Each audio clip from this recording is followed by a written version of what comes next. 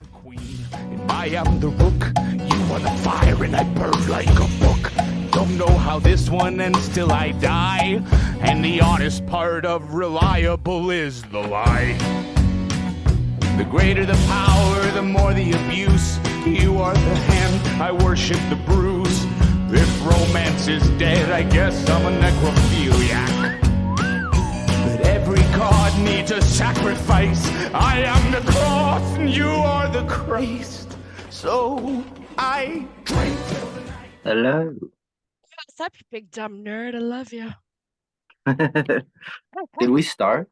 Is the podcast on now? No, we're just talking, but we can start it. We'll start it right now. All it takes is for me to go like this. Beep, beep, kids. Welcome to Mothers of Mayhem and Extreme Horror Podcast. With me today, I am blessed to have the amazing Mama Spaghetti. Spaghetti Benetti, RJ Benetti, the man who kicked it off for us for season 2. Welcome back, RJ. Thanks for having me. You are not welcome. Even though I just said you were. You son of a bitch. You son of... How did you get here? I don't remember inviting you. Well, today we are going to be talking to the one and only, most beautiful, most amazing GORE cherub, Judith Sonnet. And I am super stoked. What about you, Bennett?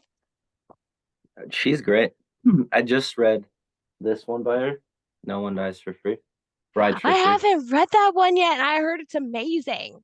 It is amazing. It's really messed up. You can't cuss on this, right? Oh, we cuss on this all the fucking time. Oh, it's really fucked up. Oh, okay, so give me a basic premise of No One Rides for Free. It's a mother and her 2 children, a boy and a girl, who I want to say they're both in film school, and she's driving them across the desert to go to college. I think it's like when class is back in session, and so they stop at this gas station, and the mother goes in, and she gets out and she starts driving, and she realizes her kids are like acting really strange, and she looks in the rearview mirror and sees this guy had gotten into their car, and I think he's called the Man in the book, and he basically is just like a disgusting like psychopath, and then the story just keeps going. So this happens, I want to say, in like the first 12 pages. Oh my God. The guy's in her car, and then the whole rest of the book, it's like just tension and crazy stuff. Oh, Jesus. I need to read this. So do you classify that one as splatterpunk? Is that like extreme splatterpunk It's like and its violence? Yeah, it's like, I would say it's like extreme human horror. I mean, it doesn't have it. It's like, which is cool. Like I like to see that in movies and stuff, because I write more weird, I would Uh-huh. say. But it's sometimes I like just like the human horror. Like this guy's just an awful guy, and it's just like their emotions trying to deal with what's going on. So would you say that No One Rides for Free is more of that kind of horror where it's terrifying because you know it could really happen? Yeah, I would say there's probably definitely psychos like this guy. This Oh my guy's really God. demented. So It wouldn't be splatterpunk if he wasn't. yeah, they always have a smell. This guy has a smell in the book, so you gotta give him a smell. I think that's important though. And Mhm. it's more realistic because when you think of the Night Stalker, Richard Ramirez, what was the Oh, one yeah. thing that any of the surviving victims always said they remembered about him? Yeah, he stunk. He He like stunk like shit. Yes, from his mouth of all Yeah. things, because all of his teeth were so disgusting and rotten. I think little details like that are so Mhm. vital and so important, and they just add the Well, reality of the book. I just watched something. You know who G.G. Allen is? Hell yeah! So it's his brother and this other guy. were being interviewed because they collect serial killer memorabilia. Yes. And they were saying like back in the 80s when they first started, before the internet, they would have to like find the cell, the prison and stuff, and they would write to them, and they would kind of like develop a rapport with these people. And this guy, Gigi Allen's brother, was just going on and on how like he hates Richard Ramirez, that his letters were so boring. Like he was saying like it makes him mad. People put him on a pedestal, and he's just a boring piece of shit, like disgusting guy. Yeah, Yeah. he was. He was a disgusting, and he was not smart. He was No, not smart at all. I mean, he's clinically, not an intelligent young man. He was disgusting. I he's know a really lot sick. of Yeah. know a lot of bad stuff happens to Ramirez, and like, you know, empathy is empathy, but damn, he was just a giant piece of shit. It is Yeah. pretty epic how he was like caught. I think Oh that's like my one of the, God, we're like the entire town. What was it, yeah, Pasadena or Sacramento? Like the yeah, like the entire whole, yeah, neighborhood chased the motherfucker and they're down. like beating the shit out of him, weren't they? There? Yeah, It was so fitting. I love it. I think that's the coolest caught serial killer story Oh that my I know. God. Oh, absolutely. And I Yeah. could only dream of one day being part of a mob that runs down a serial killer. Those people, that is like a rare experience that they got to have, and I'm so jealous. Oh yeah, like Albert Fish. Oh my God, Albert Fish, that asshole. What was the name of the documentary you watched with Gigi Allen's brother? Do you remember? Oh, it wasn't a documentary. Is I watch this thing sometimes. It's called Soft White Underbelly, and it's this guy just interviews people like just like really people on the fringes of society. It's like a YouTube show. Yes, I watch it too. Yeah, I love his interviews with Appalachian people. He's the yeah, that, one that yeah, started with the Whitaker family, right? yeah, Like yeah. the most inbred family in the The United inbred States. family and the guy Oh, that those barks poor like a people. dog the whole time. Yes, Yeah. yes. Oh, I'm gonna have to look that one up now. I got it. I'm gonna have to write that down so I don't forget because I'm gonna need to look that one up. Gigi Allen's brother. Because I know there is some documentaries out there about people who do serial killer collection, but I really like that guy and I like his interviews. Yeah, he's cool. Um, have you read anything else from Judith or anybody else that you are interested in talking about? But I do have this book too, Chainsaw Hooker. I haven't I started haven't it yet. read that one yet. Yeah, I haven't started yet. I think it's inspired. There is like a movie, like a kind of exploitation movie with hookers with chainsaws, right? That's like Oh a, yeah. I forget what it's called. Is it called like hookers with chainsaws? I have no idea, but it probably is. Well, I think it's just cool, like her whole aesthetic. Like, she's like definitely influenced by all these kind of Italian movies, all these kind of old school movies. Giallo, Yeah, exploitation, horror. yeah, There's so much going on there. I'm gonna let you ask her about that. yeah. That'd be That's a cool. good question for you. Then I have. I Oh yeah, Oh, yeah, I'm yeah. sorry. Show me. Just read this one. Have you read this one? I haven't read this one. I've It's heard a really lot about small. this one. Tell me. This guy's cool. Mark Green. He's like really nice guy. I see him Really, on Facebook everywhere. he's really supportive. He's like Kelvin Allison's like twin. They're kind of like doppelgangers of one another. Yeah. Yeah, but this guy's Oh, really cool, and this book was awesome. It's just like a really short read, and Abortus. This one's called Abortus by Mark J. Green. Give us a brief synopsis of this one without any so spoilers. this one, I believe she's a prostitute, very pregnant, and she's sleeping with this guy, and she asks the guy to bring her like some liquor and a bunch of painkillers. So the guy does, and a hanger, like a wire hanger. Um, so the guy does, and they like do their thing, and he's about to leave. He's like, "Hey, I know what you're gonna do with this stuff. Why don't you let me film it? We could like make a lot of money. Or people want to see this."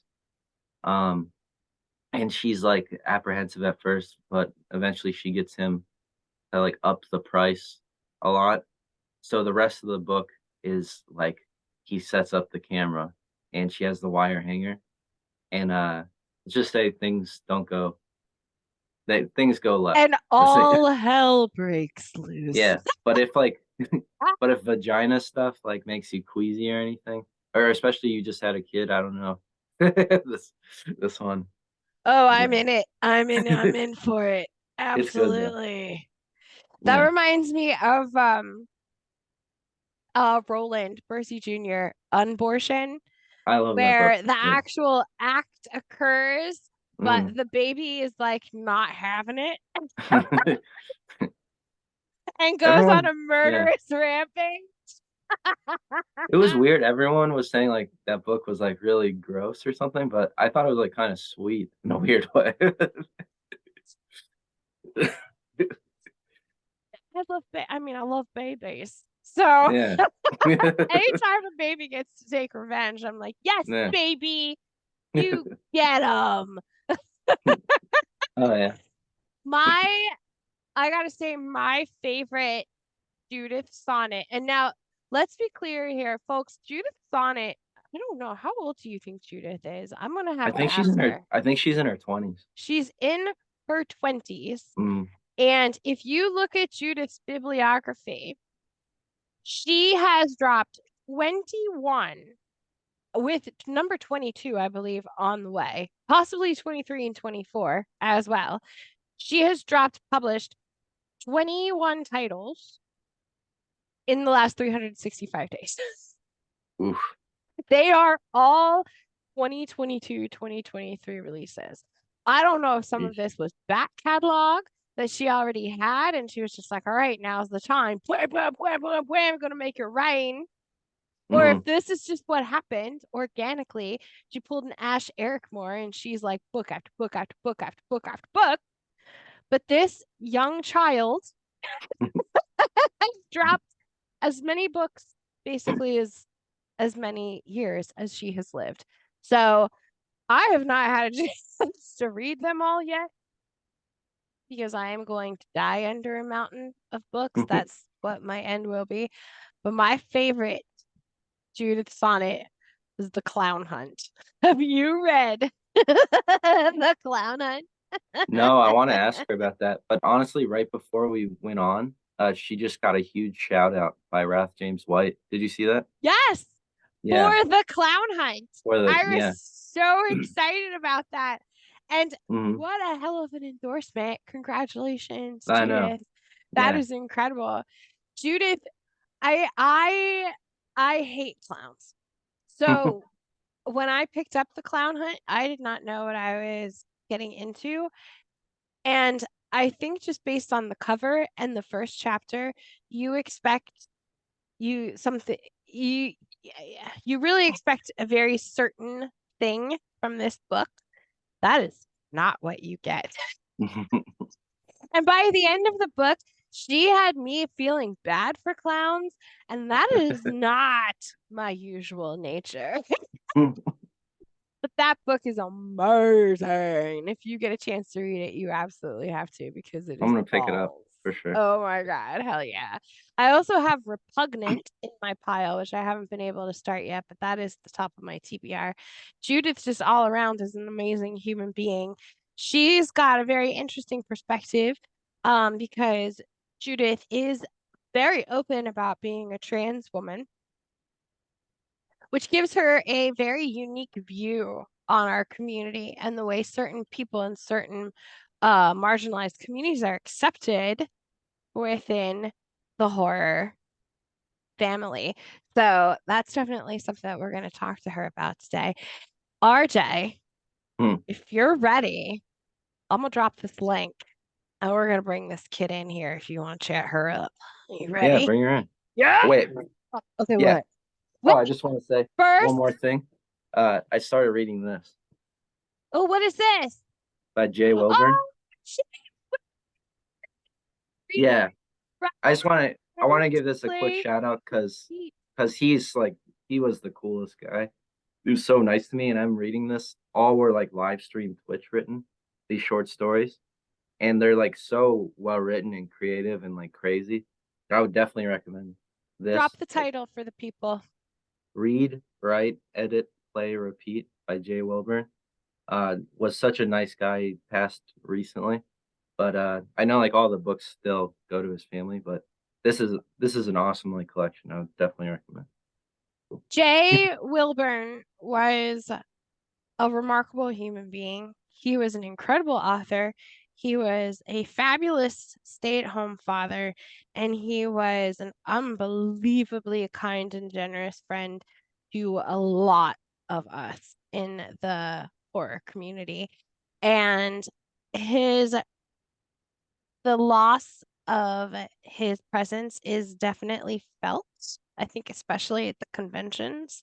Mm, I've had a chance to really get to know his wife, Jenny, and mm, we've have some similar experiences that we've been able to bond over, and just their whole family. I am the pieces, and we mm, do, as the Mothers of Mayhem, have a charity anthology coming out. We are looking at May or June for dropping this, and all of the proceeds from the sale of this charity anthology will go to Donate Life America, which was a charity endorsed by Jay's wife, Jenny. Donate Life, they help focus their efforts on making sure people get the organ transplants that they need. And the reason we had as much time with Jay as we did was because Jay was the lucky recipient of a renal transplant, kidney transplant. So we chose to focus our efforts on a foundation that will help make that miracle happen for other people. So keep your eyes out, because this anthology is going to be off the wall, and there is some brand new unpublished material coming out in this book from people where you're going to be like, are you serious? You did that? And I'm going to be like, oh, yeah. I can't wait to share everything with everybody. Oh, okay. RJ, spaghetti. Ready? mm-hmm. Okay, we're gonna bring Miss Judith in. Hold on. I'm a little manic today because I haven't slept and I've had a lot of caffeine. What? Hello. Oh my God, Judith, look at this smorgasbord of I'm here. Yeah, I look like shit splatter. today, so you're just looking at books. That's fine. Oh, I love your beautiful voice.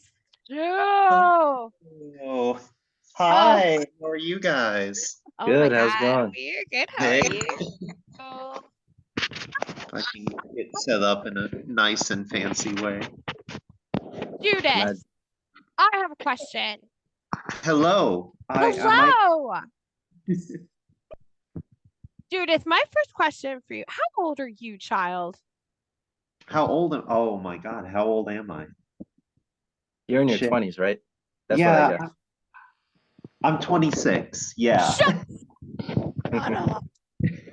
Shut up! Honestly, I always forget how old I am when people ask. You're a baby. I'm You small. are an actual infant child. 26 years old. 26. And look at this. Look at all of these books. So when we were recording the intro, I was spouting off to Spaghetti here about how if you go to your bibliography, you have at least 21 published works already, Thank you. probably with 22, 23, and 24 on the Yeah. pipeline, ready to roll. Well, a few are republished. Oh, still, it's Yeah. stuff that's dropped, and Right. and that takes work, effort, and money. And almost all of them were done within the last year. So you have dropped 22 published pieces of art in the last 365 days. How? Um, How do it's you make kind your of brain do that? it's kind of just all I do. So in 2022, I was working like a job at the hospital. I was just in food services. And I worked the early shift, so I was off at 2 o'clock. So I treated writing as my second job, and I would just write until bedtime. And then in November, I moved to Utah and decided that for a while I would just make writing a full-time thing. So it's all I do every day. Good for you. How do you, Wow. I don't know, RJ, you are also an author. I personally could not make my brain be that creative all the time. So more power to you people who can actually like do that. You're so lucky. But I don't know, RJ, you want to add, because you guys are the ones who do. I don't even know how you do this. How do you do this? I don't know. I don't know. I think she has like the passion. I mean, you're very you and I know you and Brian Barry are friends. I Uh, love it. What a yeah, goof. he's a friend of mine too, and I see you two have kind of a similar. It's like I don't know. It's just like I think it's just a mixture of like passion and love for the genre and just like drive. Like you two work really hard. So like I'm I'm not I do write stuff, but I'm not putting out stuff like you guys, which is pretty impressive. I can't even imagine. I think of you, Yeah. you're like the American Ash Eric Moore when it comes to productivity. Oh, I love that. She's such a sweetheart. You guys the book every week, and I'm like, stop, please. I know you're making money and stuff, and that's great and wonderful, and you're brilliant and you're geniuses, but I can't keep up. So, do you have a word count you try to hit in a day, or is it just Honestly, I feel like if I pay too much attention to word counts, it becomes an obsession for me. Mhm, So I just sort of try and write naturally and see what each day brings. I mhm. like to, I don't feel accomplished unless I've done at least 10 pages a day. But obviously with like I do a lot of those 10-day challenges where I write a novella, edit it, and then publish it in 10 days. So it has to be a lot more than just 10 pages when I do those. This one was one of those, right? This was a 10-day. Yeah, that was actually my very first 10-day challenge. And This this book one was is No awesome. One Rides for Yeah. Free. Yeah. He RJ was telling me about No One Rides for Free because it's in my pile and I haven't had a chance to read it yet. And as soon as he started talking about some of the details, there were no spoilers, but he Oh, started good. giving me some details, and I was like, oh my God, no, I'm gonna put it on the It's top of my it's a list. I can't clean, even. wholesome, family-friendly book that you can I grandma. heard. Well, you know what? Being 26 years old there, and I knew that you were a young, and I knew you were just a little baby. When I finally get a chance to meet you, I'm just gonna squeeze you, if that's okay. With your consent. Of course you do. But of all the authors on the Splatterpunk scene right now, I have to just go ahead and state my firm belief that your work above all others for me feels the most firmly rooted in the foundations, the stylistic uh form of Jack Ketchum, Edward Lee, Richard Lehman. Your work really speaks to that quintessential classic splatterpunk. So I Oh. feel when I think about to me, it's like they're your Jedi masters. Image of like of you, I Luke appreciate Skywalker, that. and you have Oh, all these like splatterpunk master ghosts who are like standing around you.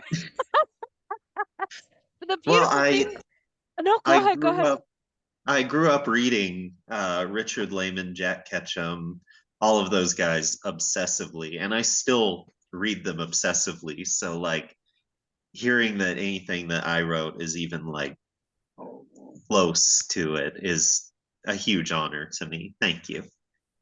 It's very, I just, it's just very transparently true. It's got that same vibe. To me, you actually mirror Edward Lee the most in just I will the just casually point to this book while you say that. zombie vomit shit show. No, you really do. Because we just talked with Edward Lee on the last show, and I was like, well, who's the perfect person to follow up? You were the one that I thought of because I feel like You are potentially the next Edward Lee. Congratulations, you've done Thank you. it. I don't even know what to say about that. What also makes me thrilled about that is that you're a woman. Oh, thank you. And being a woman and being a masthead of Splatterpunk, I think is fucking awesome. It's fucking The truth is awesome. that like women who read Splatterpunk are just hotter. That's true. That's just the truth. Can vouch from personal experience.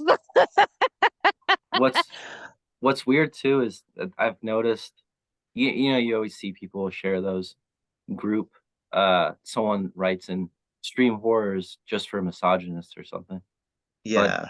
I've noticed most readers of extreme horror or splatterpunk tend to be women for the most part. I feel like there's a big readership there. Do Well, you find that oh, do you find that as absolutely. well? Yeah. Um, I kind of went into this like sort of worried that my audience would be sort of just like one group. Mhm. And I wasn't ready for most of my audience to be like mothers. Is that not wild? It's funny. More men got offended by the pregnancy scene in this book, but Which I one had is a this? ton the clown hunt. Okay, yeah. Oh, we're gonna talk about But I that. had a ton of moms write me saying how much they loved that scene. I love your covers, by the way. They're Oh, like thank amazing. you. Yeah, I tend to work with Christy Aldridge, who Mhm. is a fantastic writer in her own respects. But she started doing like custom covers, and I've just kind of latched onto her and had her do a ton of them. But the Clown Hunt was actually another female author, Ruth Anna Evans, who Yes. is, yeah, she's releasing Ooze, Little Bursts of Body Horror, which is a huge anthology of just very short body horror fiction. She's fantastic. Oh my God, I love it. I love it. Now we touched a little bit on the misogyny thing. Can I ask a really tough question Yeah. regarding that? Have you have you come up against any people who have given you grief or started a conflict with you or accused you of misogyny because they did not respect your true gender identity? Oh, absolutely. Being a proud Yeah. trans woman, have you Hell yeah. had people be like, well, you're writing from a man's perspective? Well, it doesn't matter. You're not a man, you're a woman. No. And I mean, sometimes I will like I'll go into my childhood where I was raised as a boy, and that's what I thought I was for a long time, and that's why I wrote this one, Summer Never Ends, which is all about boyhood in religious groups. Yep. But like most everything is from a female perspective that I write from. And Absolutely. again, I've had more men be upset by that than women. Oh yeah. Oh Yeah. yeah, I can see that. I can see that 100%. Right now, you and Bridget Nelson are uh, probably my top two favorite female Oh, voices in I love indie her. horror. Oh my gosh. Oh my gosh, me too. But for me right now, if you were going to ask me who are your favorite female authors, it's going to be Judith Sonnet, Bridget Nelson, Gemma Moore, Rain Havoc, Ruth Ann Jack, Natasha Sinclair. Like you guys are all up there as just what you're, oh, so good. Yeah. That's And great company to keep. I love all of them. now I really enjoy the fact that even though you really do uh you're using this classic splatter punk voice in your writing, which really speaks to the foundations of the genre in and of itself, but you're adding a whole different layer to this. And that is your ability to tackle, you've been tackling important socio-political issues. You just got a big, huge shout out from Wrath James White, of all people, on Facebook today for the way you handled socio-political concepts within the clown hunt, which we're going to talk about later. But one of my favorite short stories that I've read from you was Liquid Stick from your Aw. collection, something akin to revulsion. I read this and I was living. Can we talk a bit about the inspiration for this masterpiece? For those of you who haven't read this collection, Liquid Sick is basically about a TERF, a trans exclusionary radical feminist who gets online and spouts a lot of bullshit and then ends up vomiting actual shit. So I don't always write from a socio-political perspective, but I do when I'm angry, and that was definitely a book, short story that came out of anger. And like, if I thought it was bad then when I wrote it, it's only gotten worse. The turf rhetoric, the way trans people are treated, and the fact that some of these people like kind of dare to call themselves feminists, even though they're anti-trans and trans misogynists. It just really pissed me off. So I wanted to write a short story about like the worst possible thing happening to a turf, and that was vomiting up shit. It is fantastic. You know, I'm a registered nurse and I have had the unfortunate experience of actually seeing somebody vomit up their own shit because of bowel obstruction. It actually is a real thing that happens. Ooh. Wow. Yeah, The you and Bridget emergency Nelson would get along really well because she was a nurse too. And Oh my God, yes, she's my yeah. boo. She's my boo. And so having had that experience and then reading this story, I was like, oh my God, that was amazing. Because it is such a nightmare. It is a living nightmare for people. And when you think about it And happening to somebody like that, can you it give just a spoiler? Is it liquid shit or is it like a log It's exiting both. her? Yeah, I think there's some chunks. oh yeah, it's fantastic. It's absolutely great. I Because love it it. doesn't just happen once. It happens a couple Ooh, times. she has Yeah, the it's like the runs. whole story. Oh, she just shit spraying, Yeah, shooting out. yeah. Wow, There's a that's scene nice. in a public space where things don't go well for her. Incredible. How do I you freaking loved h- it. how do you as an author describe the taste of shit? Well, I've thankfully never tasted shit, so a lot of it's conjecture. Um, I mean, Not I'd out hope, there pulling a divine, yeah, RJ. I hope I got it right, but also I don't want to be proven wrong. So, Yeah. I mean, there Well, I are was people who are into that. Maybe they can write me and let me know. Yeah, yeah. but that's not my thing. Yeah, I Since was thinking of that like two girls, one cup thing. Oh, that wasn't even real shit. That wasn't real? you Poop? don't No, think it that was was fake. real? Really? Yeah. No, yeah, that was like a yogurt mixture that they used Oh, for that video. Shut the front door. I'm Yeah, disappointed. people hyped that video up for me as like being really gross, and I was disappointed. I feel like Oh, I've been lied to, like brutally yeah. lied to. I feel betrayed. By the porn industry. I do. Those And reputable. Unrealistic expectations set up by the porn industry. Yeah. since we were Googling earlier, how much do you think fart fetishists pay for a jar of fart? How much do you think poop eaters will pay for a poop log? Should we ask I the Google? I think they could just get it for free. I would think. yeah. I think I'm they sure can there, just you yeah. you can buy fucking anything on the internet.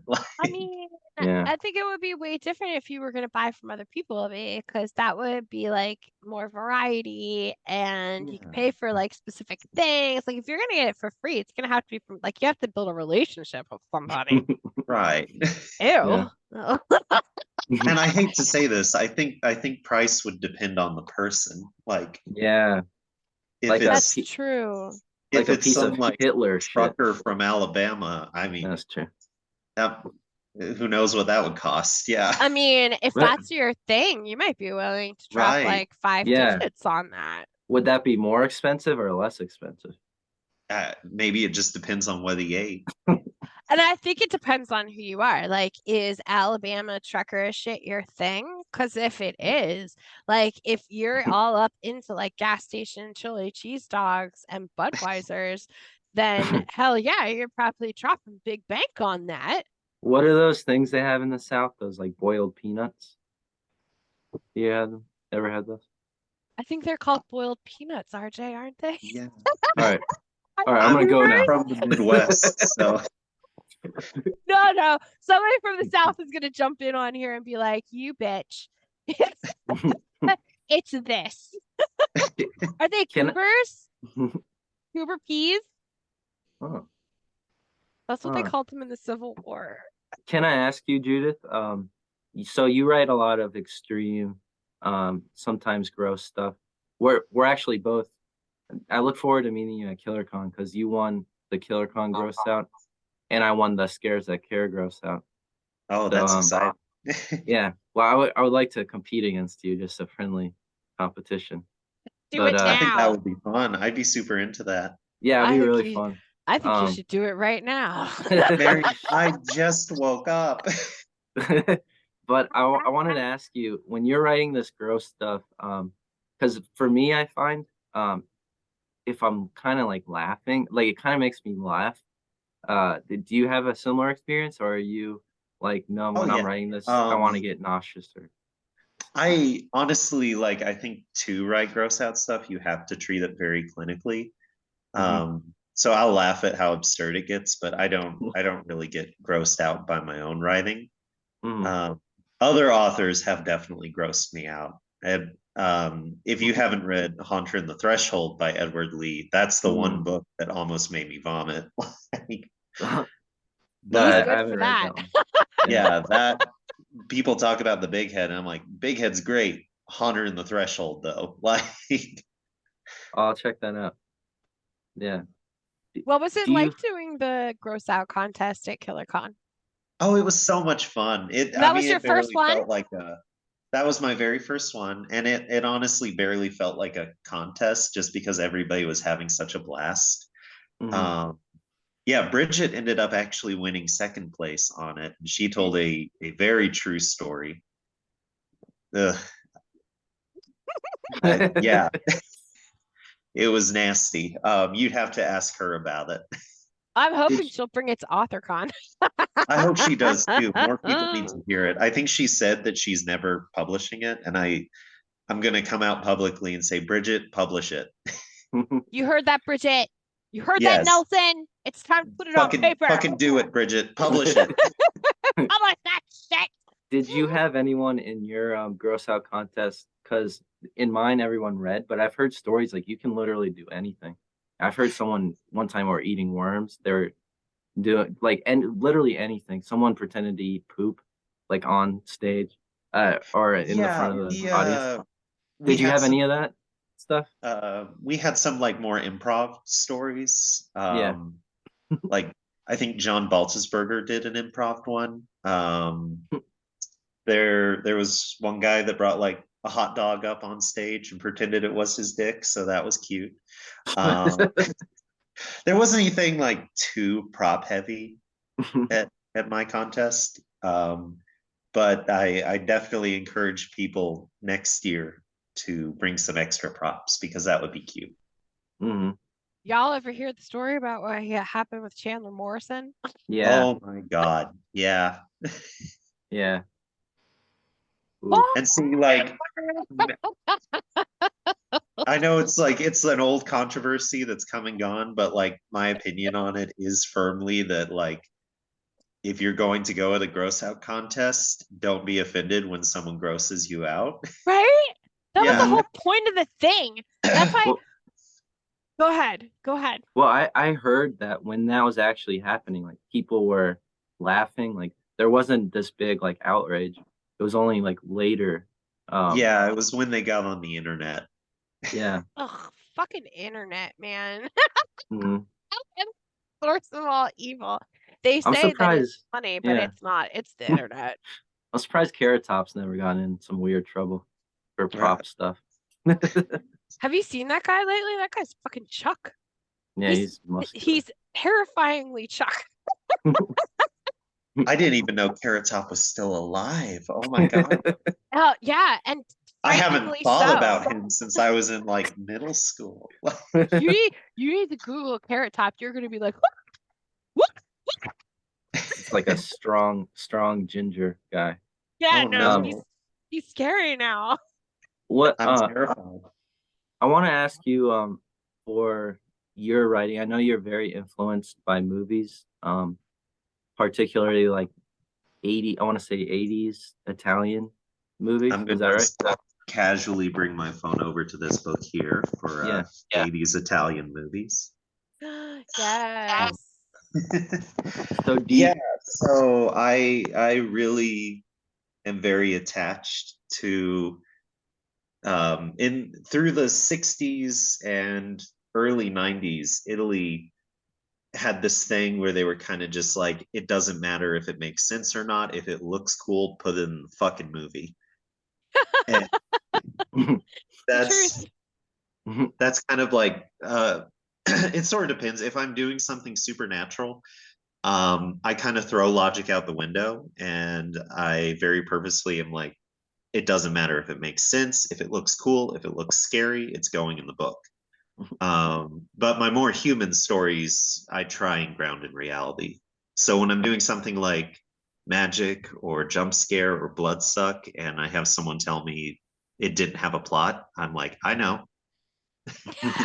I saw you post the other day on Facebook about how somebody was like, it has no plot, it's just blood and gore and No, it doesn't. testing. And you came in, you were like, I know. Yeah. That was the fucking point.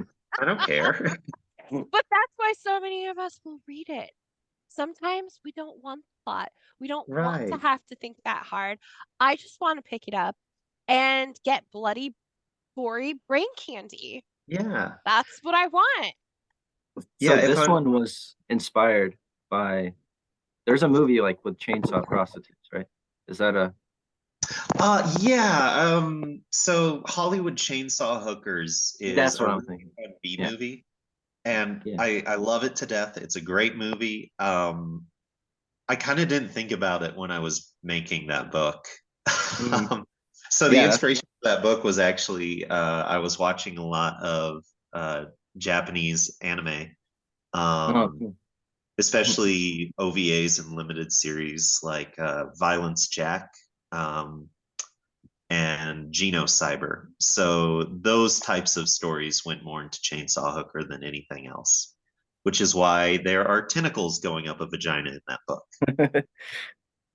Oh my god. She going all the blue girl on us. That is fucking amazing. That's Oh, I'm amazing. glitchy again. Wait, Do so you this one's called Violence Jack. I haven't watched that one yet. Oh, it's fantastic. Yeah, Violence Jack is awesome. All right, I'm gonna have do to you try find with that. each book, do you think of it almost like a movie before you go into it? Yeah, I think I'm really here to entertain first ahead of everything else. So that's why I write so many short books as well, because I kind of don't want to demand too much from readers. I want to give them something that they can sit down and escape into for 2 hours. So a lot of them are very visual for me. Mm. Do you remember the first Marian. story you ever wrote? Yes, and I actually rewrote it. Really? For yeah, the so I have a new collection coming out. I officially gave the release date. It's March 2nd. This collection is called Toxic, and it has a 7-page story called Sally in it. And that was the very first short story I had ever written in the horror genre. I think my very first book was a handwritten Arthur Conan Doyle The Lost World ripoff, but that was when I was like 7 years old, and I'm Oh sure my it's god. totally illegible. But yeah, I lost the original manuscript for Sally and kind of had to reconstruct it from memory for Toxic. So how old were you when you wrote Sally? I want to say I was like, oh, how old was I? I think I was 13 or 12. when I wrote that. And this was like your first splatterpunk-ish story to come out of It your was my brain? first horror story. It's definitely not splatterpunk. Oh my God, I love this. When you read Toxic, it's going to be kind of the oasis in the desert. It's the one that doesn't really traumatize you, but still a lot of fun. Oh my God, this is fantastic. I love knowing about like I think the brains of children are incredible. The things Oh, that it's come out of fantastic. their mind. So I wish so badly that I had been better at like keeping my old stories and books, because like when I was a child, I was writing fantasy books and action books and adventure books. And then when I hit middle school was when I discovered Stephen King and horror. And that changed the trajectory of my writing ever since. So did you write a lot of horror for your own enjoyment, like during middle school, junior high, high school? I did, yeah. So obviously, like early books are always going to be imitative. So like in high school, I'd written like the first 400 pages of a Clive Barker-esque fantasy horror epic. Oh, my Um, baby. I love and it. it totally collapsed under its own weight, and it had like 1,000 characters. It was really fucking bad. But I wish I still had it so I could like see where I've come from. But yeah, a lot of my old writing and stuff has gotten lost. Do you I think the only person I've talked to who still has a copy of the first thing he thinks he ever wrote was Jeff Strand. And he Oh, has it stashed away somewhere, and he thinks it's the first story he ever wrote, and he won't let anybody see it. I want to read it. Give it to me, Jeff. Bridget Nelson says she has, and I am jealous. Bridget, listen to me. I know, Steal right? it. We need it. do you find Steal it and give it to me. And then you will give it to me. did you Go find ahead, even I as a kid, were you drawn even as a kid to, like in your stories, did they have kind of a darker bend to them?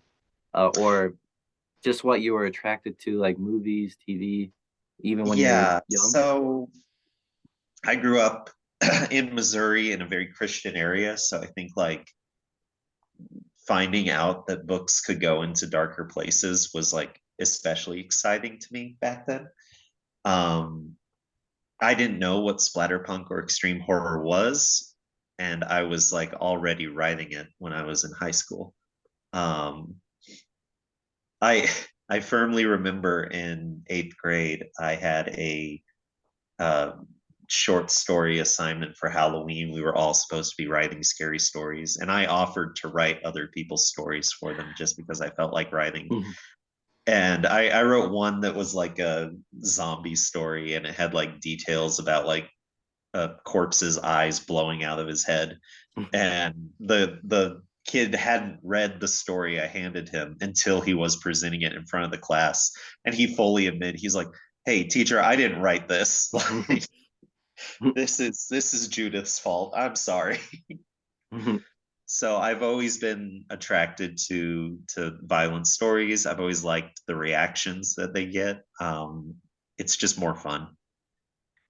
What do you think that is? Because I know that's the same with, I know Marian uh, was a big extreme movie collector, and just pretty much everyone in this horror community, they have kind of that, like they're interested in exploring, I don't know, darker stuff, whether it's Yep. from like is it exploring your own psyche, or is it, I don't know, what do you think that is about a lot of people in horror, like that are just kind of intrigued to explore these things?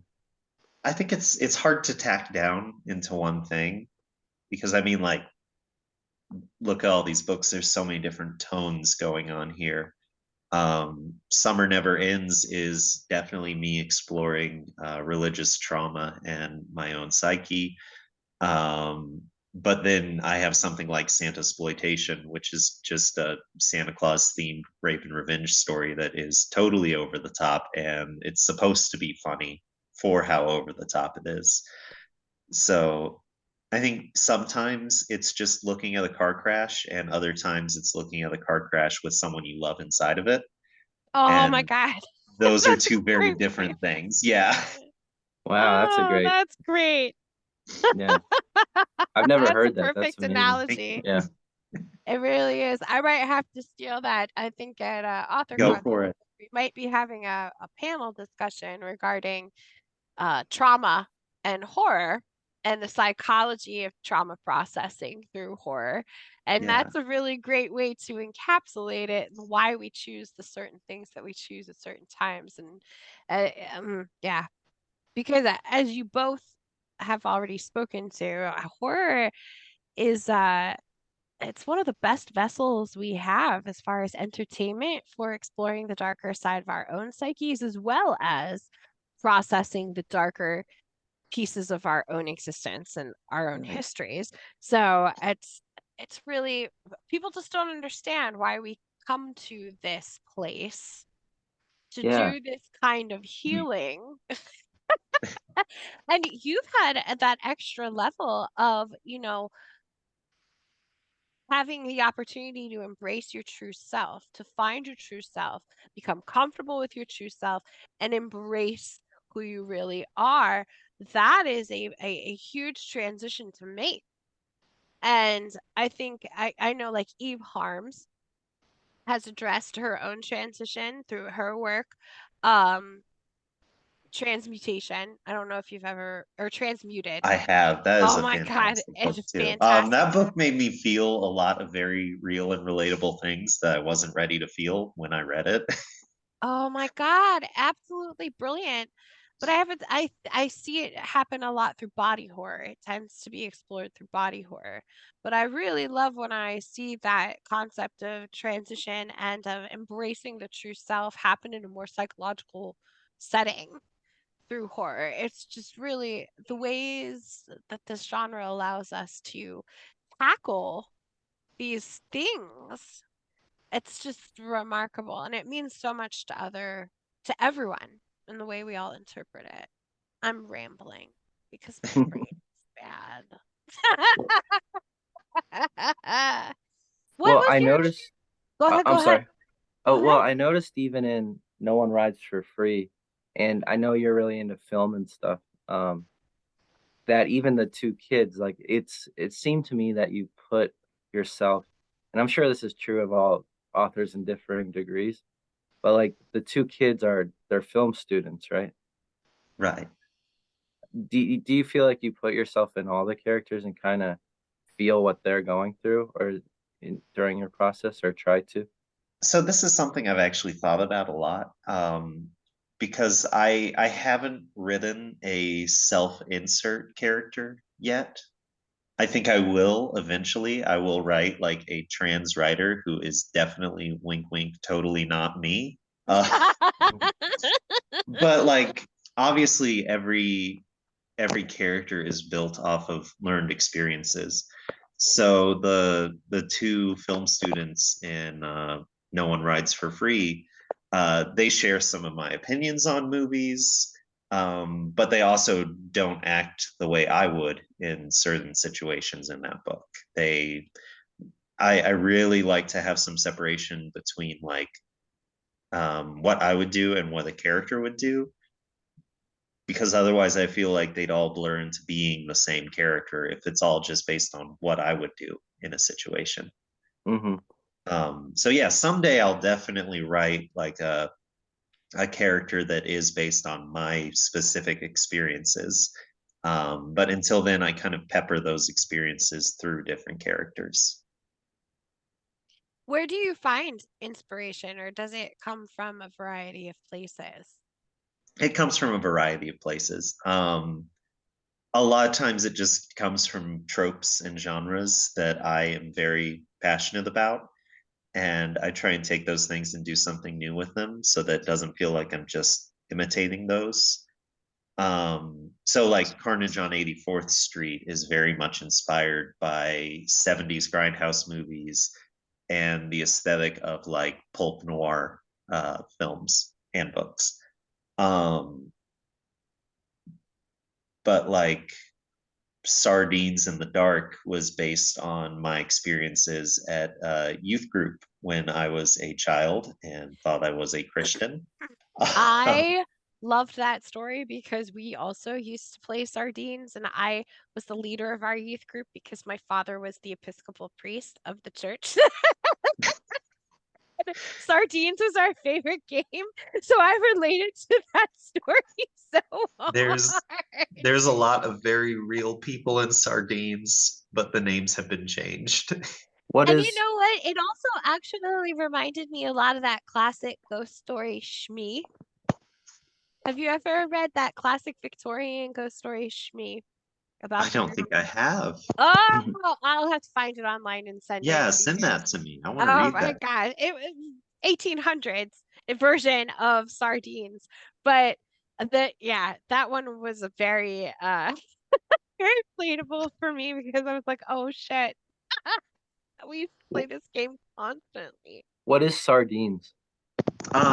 It's also called Blind Man's Bluff in some Uh-huh. places. I think it depends on what region you are. But it's kind of like reverse hide and seek.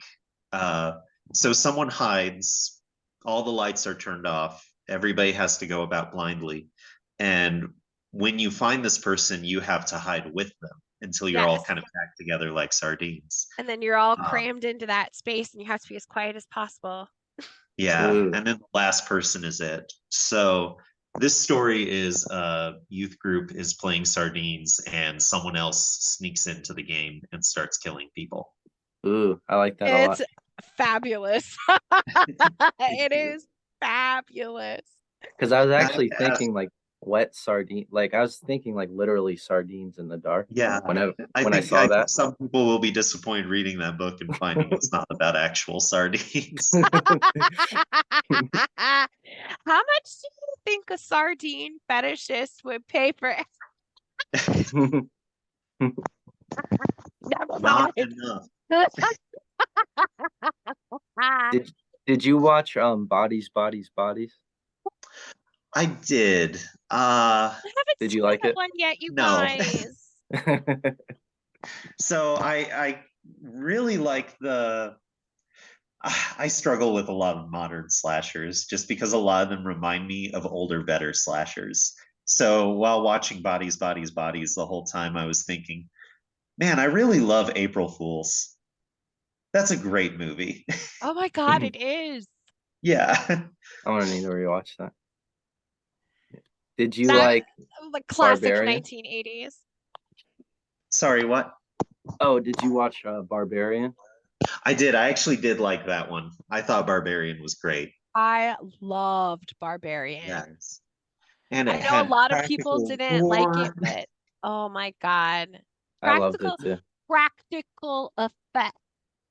Yeah, watching those yellow fingernails dig into an eyeball, that made me happy. Oh, so great. Well, that's a big Giallo thing.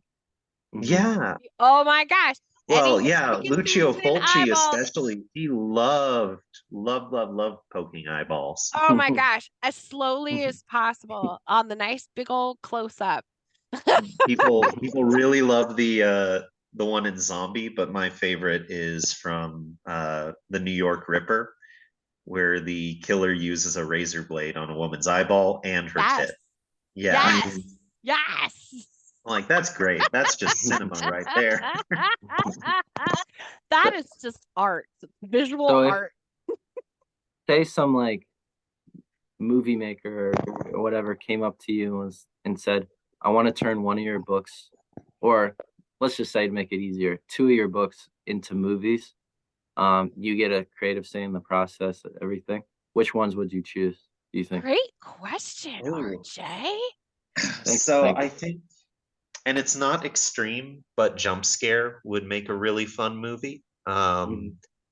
And that one would be a little bit more palatable for a wider audience. It's more of a ghost story with surreal imagery to it. But that could be something that a smaller budgeted film crew could make really cheap and really fast, and I think a lot of people would enjoy it. But for the extreme side, I think The Clown Hunt would translate really well into film. Yes.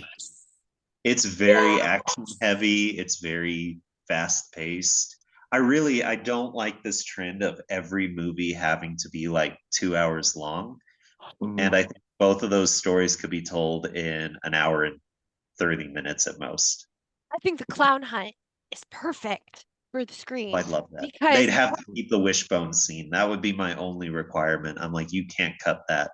well, it has so many different levels, and there's so much depth to the story, and yet visually, it's perfect. It's perfect, and there's twists and there's turns, and it makes you think about people and humans and behavior and why we do what we do.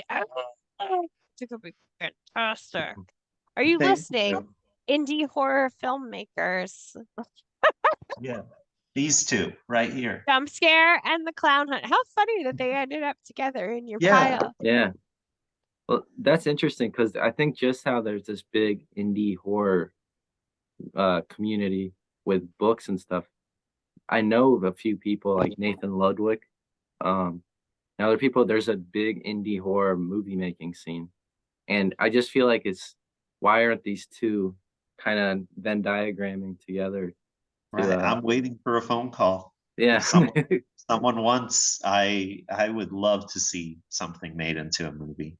Filmmakers, Judith is very accessible on the Book of Face and on the Twitters.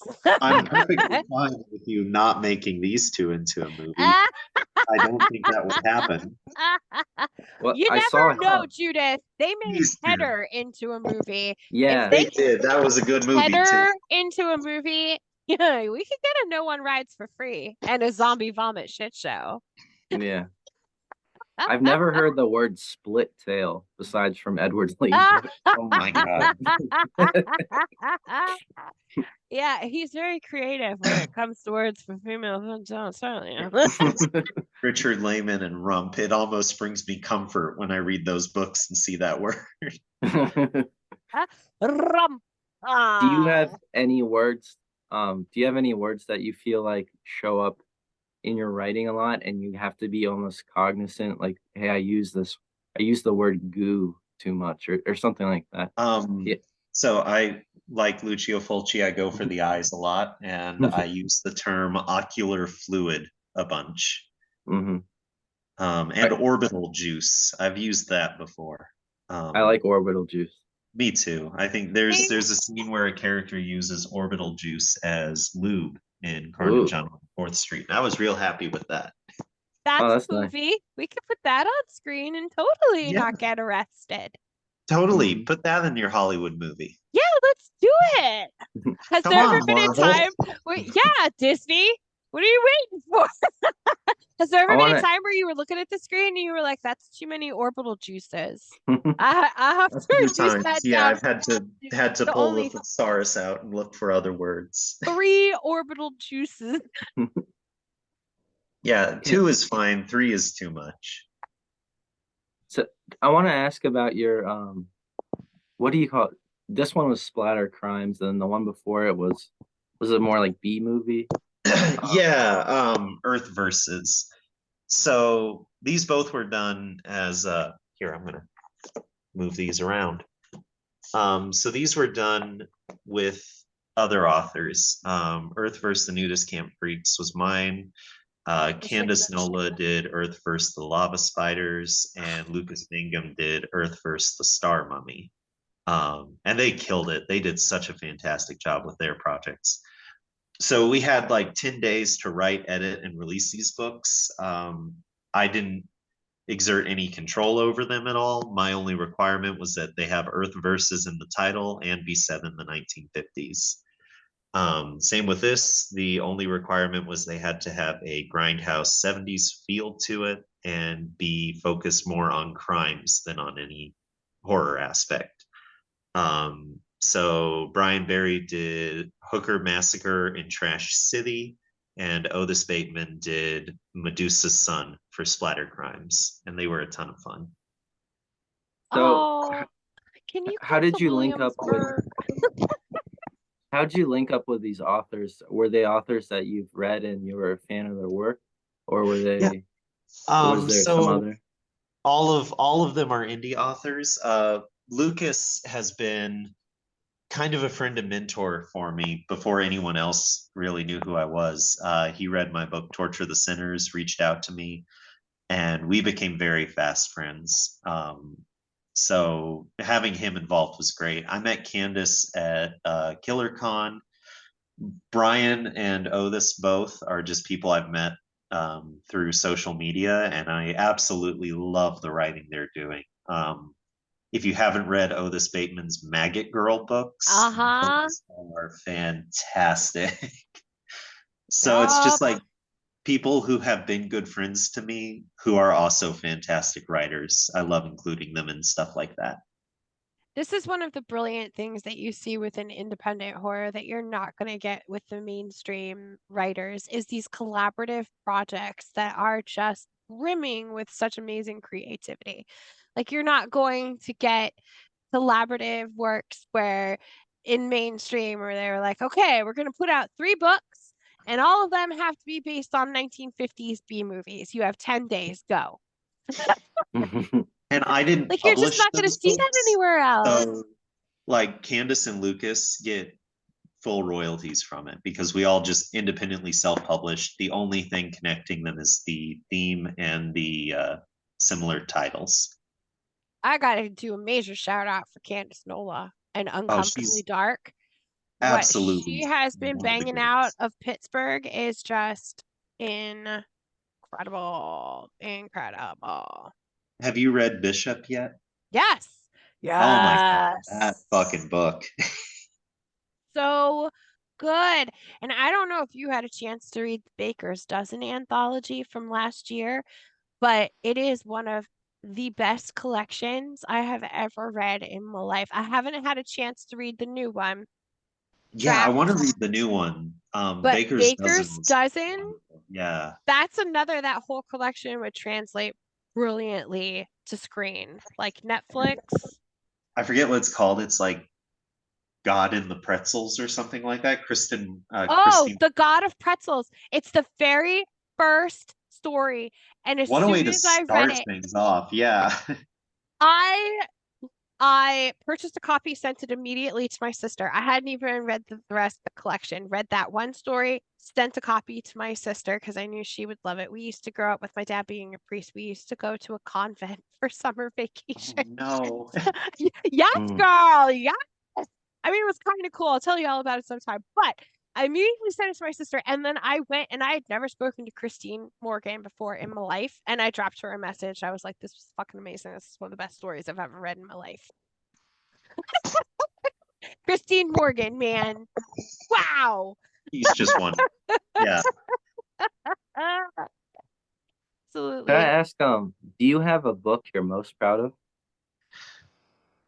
I'm just gonna casually set this right here. Oh, your video went out for some reason. Uh-oh.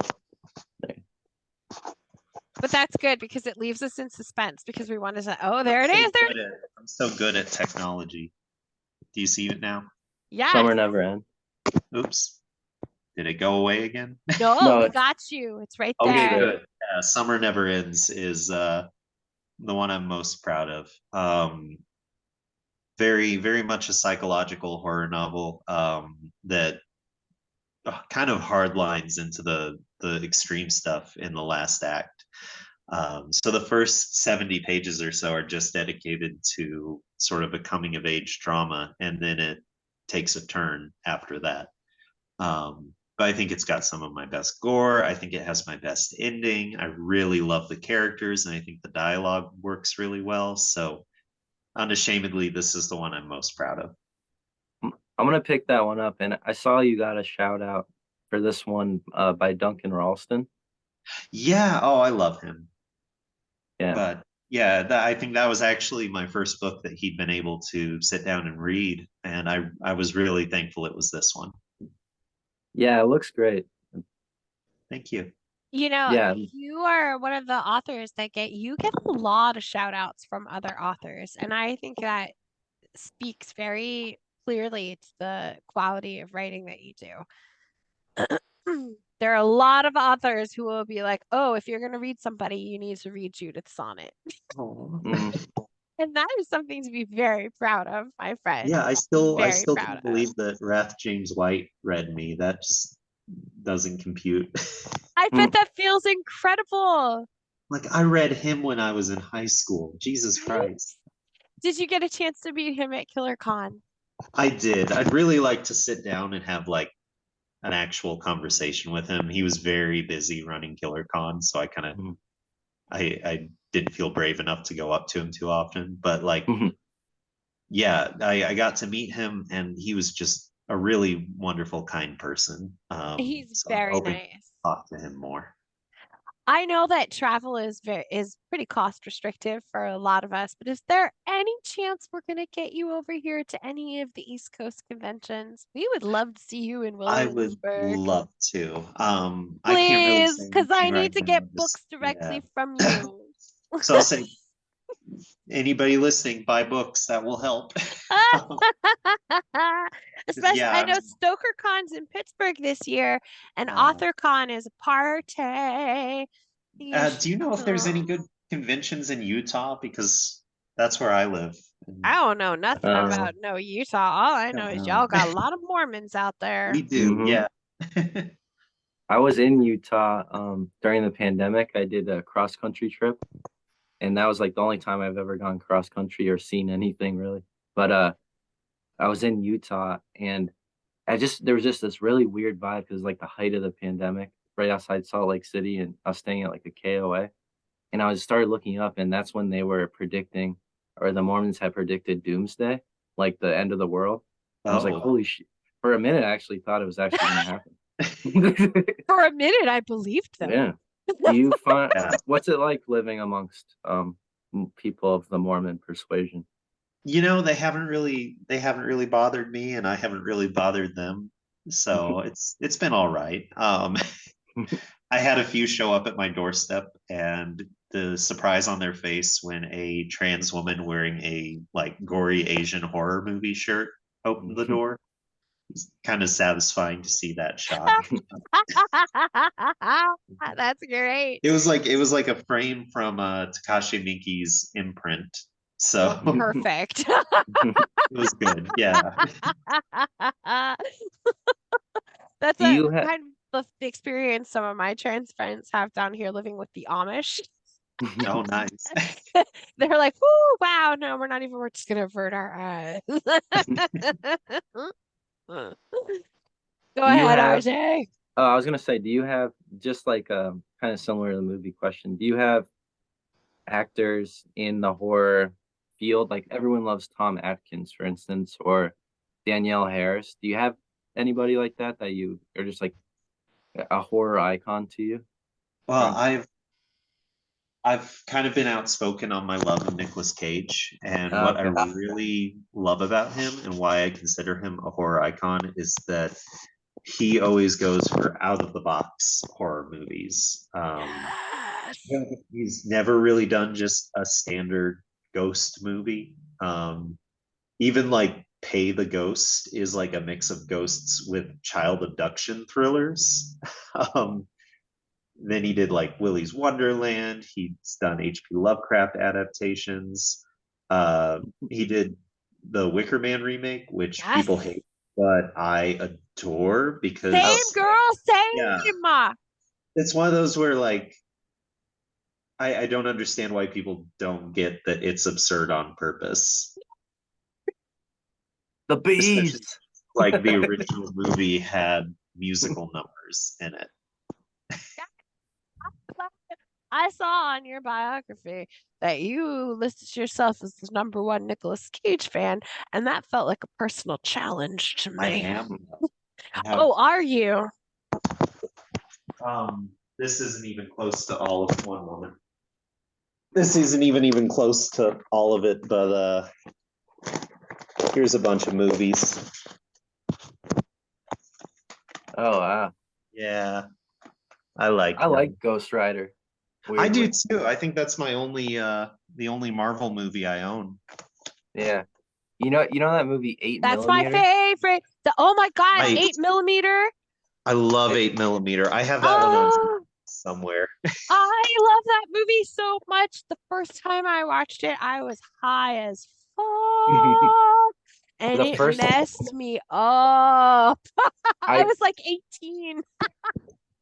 yeah, I saw it in theater when I think I was like 10 or something. My grandpa got tickets because he knew Nicolas Cage was like he was like this old Cuban guy and he like got tickets to this movie because he thought it was like Face Off or something. And I went with my brother. I was like a 10-year-old child and he was just he paid for the tickets, so he made us sit through it. And I remember it was the most uncomfortable movie watching Yeah, experience ever. I would But not have been able to handle that movie as a kid. my Episcopal priest father took my sister and I to see The Cell Mm. with Ooh, Jennifer Lopez and Vincent and D'Onofrio. Vince Vaughn is in that too. Yes, yes. And I still love it to this I love day. when It's Vince Vaughn so does good. weird shit. I wish he'd do more weird shit. Oh, me too. Like the Psycho remake. Oh my God. Yeah. Nicolas Cage, I adore him because I feel like I know everybody's like, oh, well, he had all these money problems. He just needed to work. He was just doing things because he needed to work. I'm like, no, no. This man probably was getting offers for things that were not weird as fuck. And I just have this vision of his agent calling him and being like, Nick, I've got a script for you. And Nick's like, is it weird as shit? And the agent's like, yes. And he's like, I don't need to read it. Sign me up. Like, I just love him so. And Prisoners he's in a one of those Ghostland. actors where like even when he's in a bad movie, he'll bring so much to it, it makes it worth watching. He It's is the movie. Like, I oh, what was it? Grand Isle. If Oh, like it was so Steven Seagal bad. had been in that, it would have been the worst movie ever made. But Nicolas Cage made it entertaining, even though it was terrible. what's that one? There was he had like a streak of just I felt like the worst best movies, and then one of them was like he was a detective in Louisiana during Bad Hurricane. Lieutenant. Yeah. That's Bad another one Lieutenant. I actually really love. Here it is. Waking, Bringing Out the Dead. Bringing Out the Dead is one of the most brilliant movies I've ever seen. Oliver Stone. That's like one of my favorite Martin Scorsese movies. Oh yes, Scorsese. Oh my God, it's just so fantastic in the visuals, and he's so good. Leaving Las Vegas. Yeah. Shut That up. movie made me cry so much. Oh my Nicolas god. Cage all fucking day, y'all. I can't What even. about have you seen what's it called? That movie where he plays himself that just came out? Oh my Oh, God, the the the unbearable unbearable weight weight of of massive massive talent. talent. Yeah. Yeah. It was Which so good. what I And then loved we about got the that, Pedro Pascal bonus. it wasn't as meta or satirical as I thought it would be. It was just cute. Oh, I loved It's it. just about him and his new friend just hanging out. Do you know in real life, because I listened to Jim Carrey's audiobook, he put it out in like a few years ago, and it was a really weird because it's written by a fiction author. I guess he worked with Jim Carrey, and it's like really doesn't it's not fully a true story. But Nicolas Cage and Jim Carrey are like I want to say best friends. I And had no he's idea. like he's featured throughout that book. Like he'll just be having like a like martial arts exhibition in his basement around like T-Rex skulls and stuff, which is all real. Like Nicolas Cage is into like he'll collect shrunken heads. He collects. I think that he did have money problems is because he was collecting. He would buy castles. He would like buy big ass castles. Yeah, he definitely did go into debt, and that's why he did so many movies. But like he could have done the like Steven Seagal route and been lazy about it, but he like chose not to. Yeah, Did moved you to guys, Russia or something. you guys ever watch the documentary that they made about when they were prepping for the Tim Burton Superman that he was supposed to star in? Yes, I really wish that had happened. Oh my God, the documentary is fascinating, Spaghetti. You've got to watch this because Nicolas Cage is so quietly unhinged. Like, Oh, my it is phone. remarkable. Let me get my charger real fast. I'll be back. No Okay. worries. You've got to find this thing. I can't even remember what it's called. I gotta find it for you. It is fucking amazing. You are doing such a good job. You're carrying this for me. Oh, really? Yes, Thanks. you're doing a great That's job. You fun. got way better questions than I did today. I'm just I'm just riffing. Oh my God, you're doing fantastic. I was honored to be asked. That's really cool. Well, I thought of you right away and I was like, I need somebody. And you got back to me and I was like, hallelujah. Yeah, I was honored to be asked. And also, Judith, I was honored to be asked too, because I, your name would always pop up. And then and I bought a couple of your books, and then it just took me a little bit to get to them. But when I read No One Rides for Free, it was one of those experiences where like I knew you really knew you had practiced a lot, like you knew your craft, and I could tell that with your writing. But what's interesting is I think sometimes people get the mistake that if you just started publishing a few years ago, that you just started writing. And you mentioned that you had been writing since you were a kid almost. Do you think that's a misconception people get about you, that you just started writing and they're like maybe they Yeah. feel some sort of way? Yeah. I think I think most everybody that does this really started with when they were a kid and they started reading. Um, and it's interesting for me to look back at like how I started and where I ended up and how long I've stuck with horror because again, like I wrote Sally in 8th grade and I have not stopped with this genre since. Other than Sally, have any of your earlier writings made their way into more modern manifestations that you've recently published? This one. Summer Never Ends. I feel like this is a very personal book for you. Yeah, And I know the you had talked about idea- someday putting yourself into the wink wink, this isn't me type of character. But the more we talk about this one, the more it feels like there is a lot of personal emotional, like deep emotion that's gone into this one. it's more things that I've observed growing up in like a very religious area and growing up with religion. So there's no character in Summer Never Ends that's based on me, but it is based on people that I knew and grew up with. That had to Um, be really hard for you, friend. it That was, yeah. not to go like not to dig into like trauma, but just from like my own personal background and what I do, like that could not have been an easy life to live. No. That's Um, hard, not being able to embrace your true self because you're surrounded by people will either treat you like an outcast or hurt you. yeah. And And that I get very personal in the afterword for this book. Talking about I grew up in Branson, Missouri, and if you have ever heard of Kanakuk camps, I grew up the there. conversion camp. No, it's a very Christian sports camp. Their problem was that they hired a bunch of pedophiles and abusers and kept covering it up. Oh It was a story God. that broke and then got covered up. And then a few years later, it broke again, and then it got covered up, and then it broke again. There's a documentary about it on YouTube. But yeah, there people I knew went to that camp. People I knew were abused there, Oh and my God. it's now a national story. And I'm like, hey, I know that place. And so a lot of that society of like for using God to forgive adults who hurt children went into this book. Oh, Yeah. I have a hard So time with that. No. I have a very hard time with that.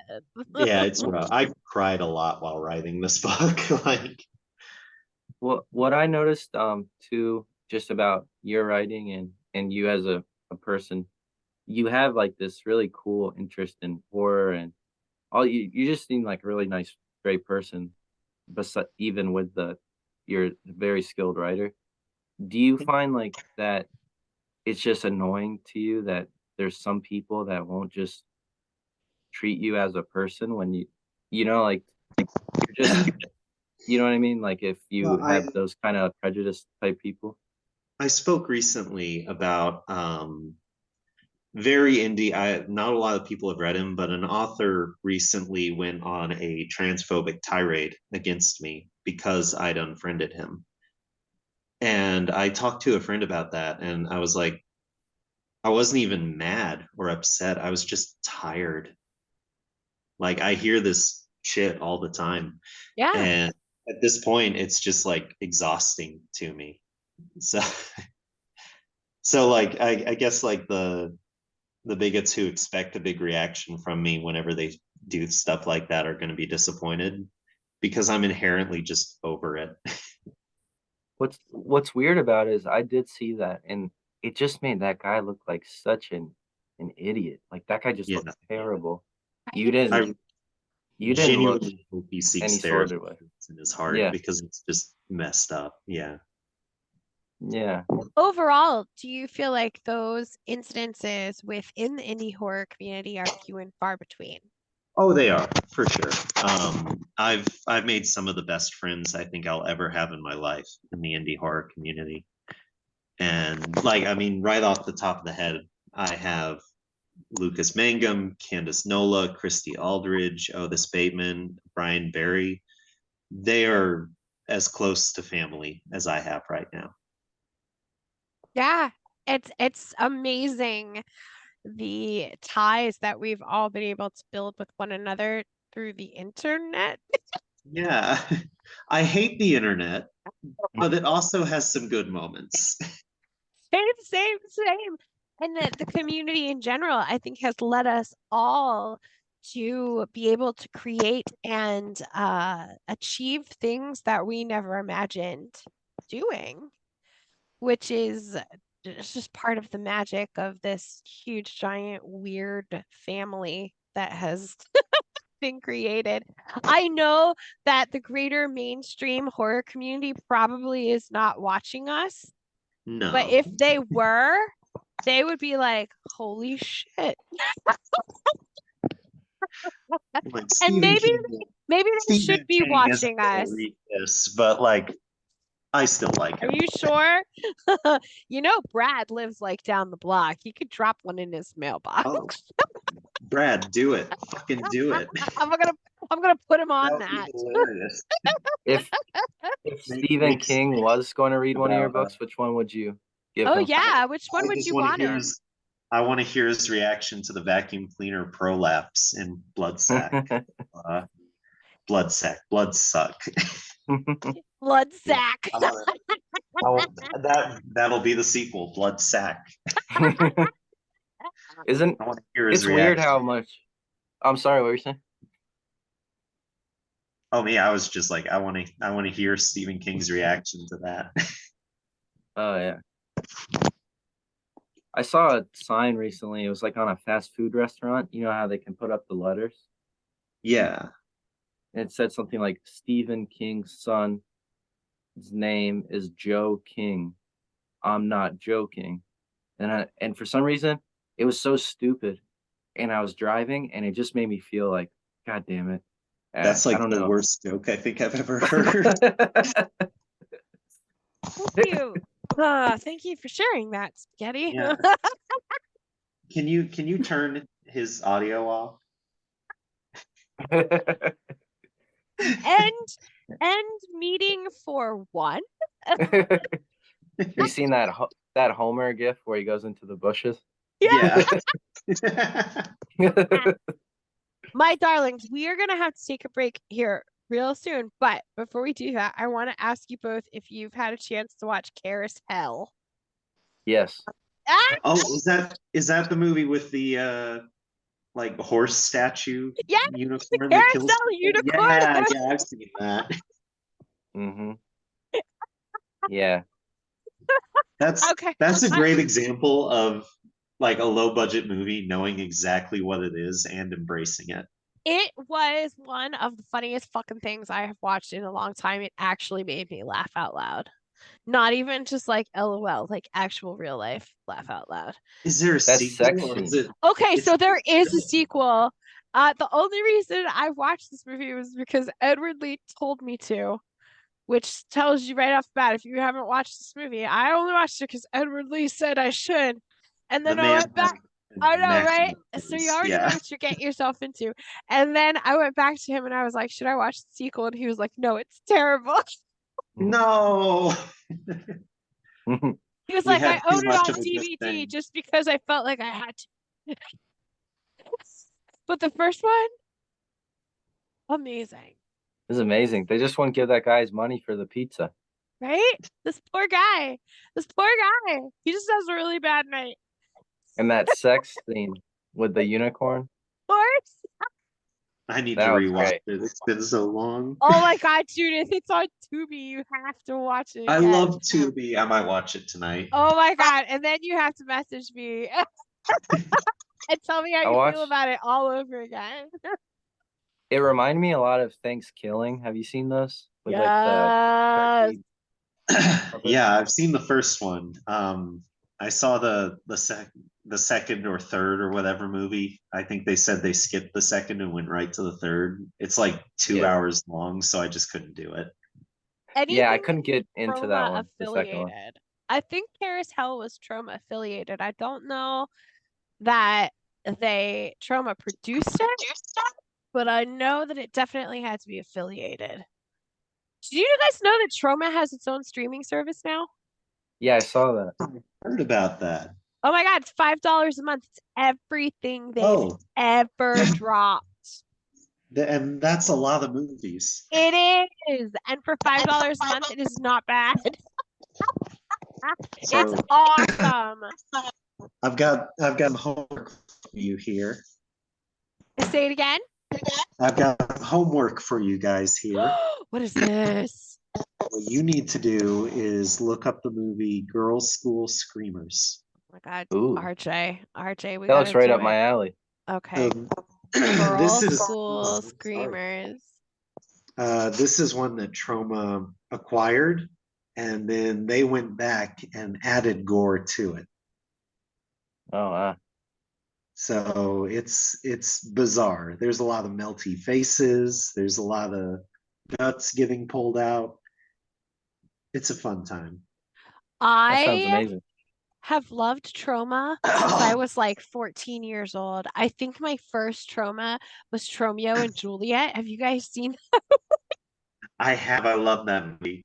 Have you I ever can't had? believe That's Have you the ever had a fucking chance That's to? one I wrote have. it is now in charge of DC. Like, what the fuck? Oh, I know, right? Have you ever had a chance to meet Lloyd Kaufman? I never have, unfortunately. Oh my God. Number one, Lloyd would love you.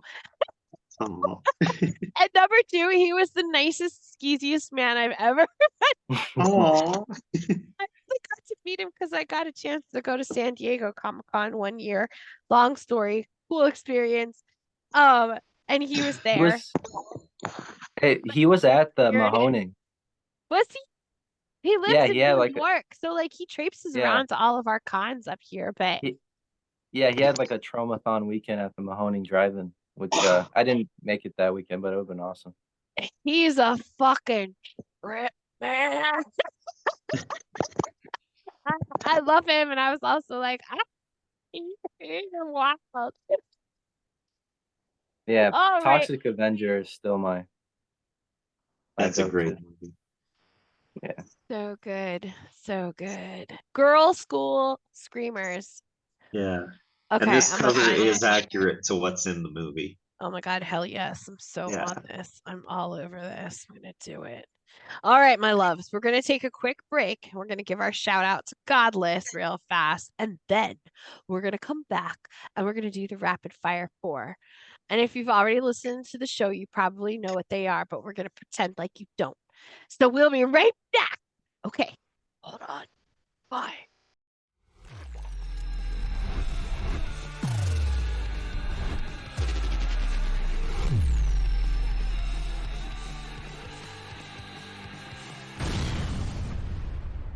Hey kids, Looking for a way to affordably access the best and wildest independent extreme horror currently in existence? Godless Horrors is the place to be. Go to www.godless.com to gain access to thousands of extreme horror and splatterpunk books from the genre's best and brightest independent authors. Godless Horrors offers every title in their catalog in a variety of formats to ensure compatibility with your favorite digital reading device. Strapped for cash? No worries. Godless has a fantastic collection of free titles ready for instant download, with other titles in their collection rarely exceeding $3 to $4. Again, go to www.godless.com or download the app and tell them what the fuck you're looking for. Come join the Godless tribe today. Forever delightfully deviant. Forever godless.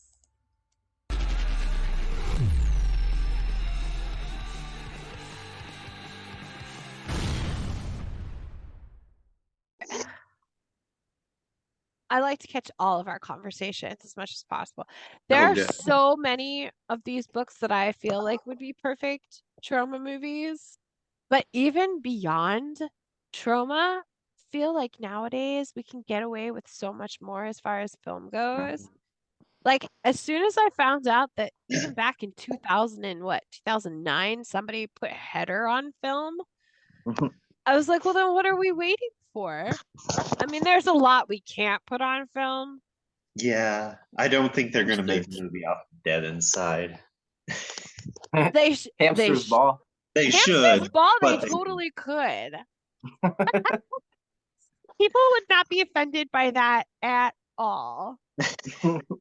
Speaking of offended, so I think that actually, Judith, you had brought this up on Facebook the other day about Roald Dahl books being censored, yeah. which pisses me off beyond belief. The Twits was one of my absolute favorite childhood books. Roald Dahl, a very not well known book, but absolutely one of his best and most hilarious. The Twits. I can't even imagine what they're doing to that book now, and I don't want to know. Just the stupid wording changes, like the whole Augustus Gloop being changed from fat to enormous. And I find this to be a really interesting paradox because I feel like indie horror over the last 2 years has had this huge boom.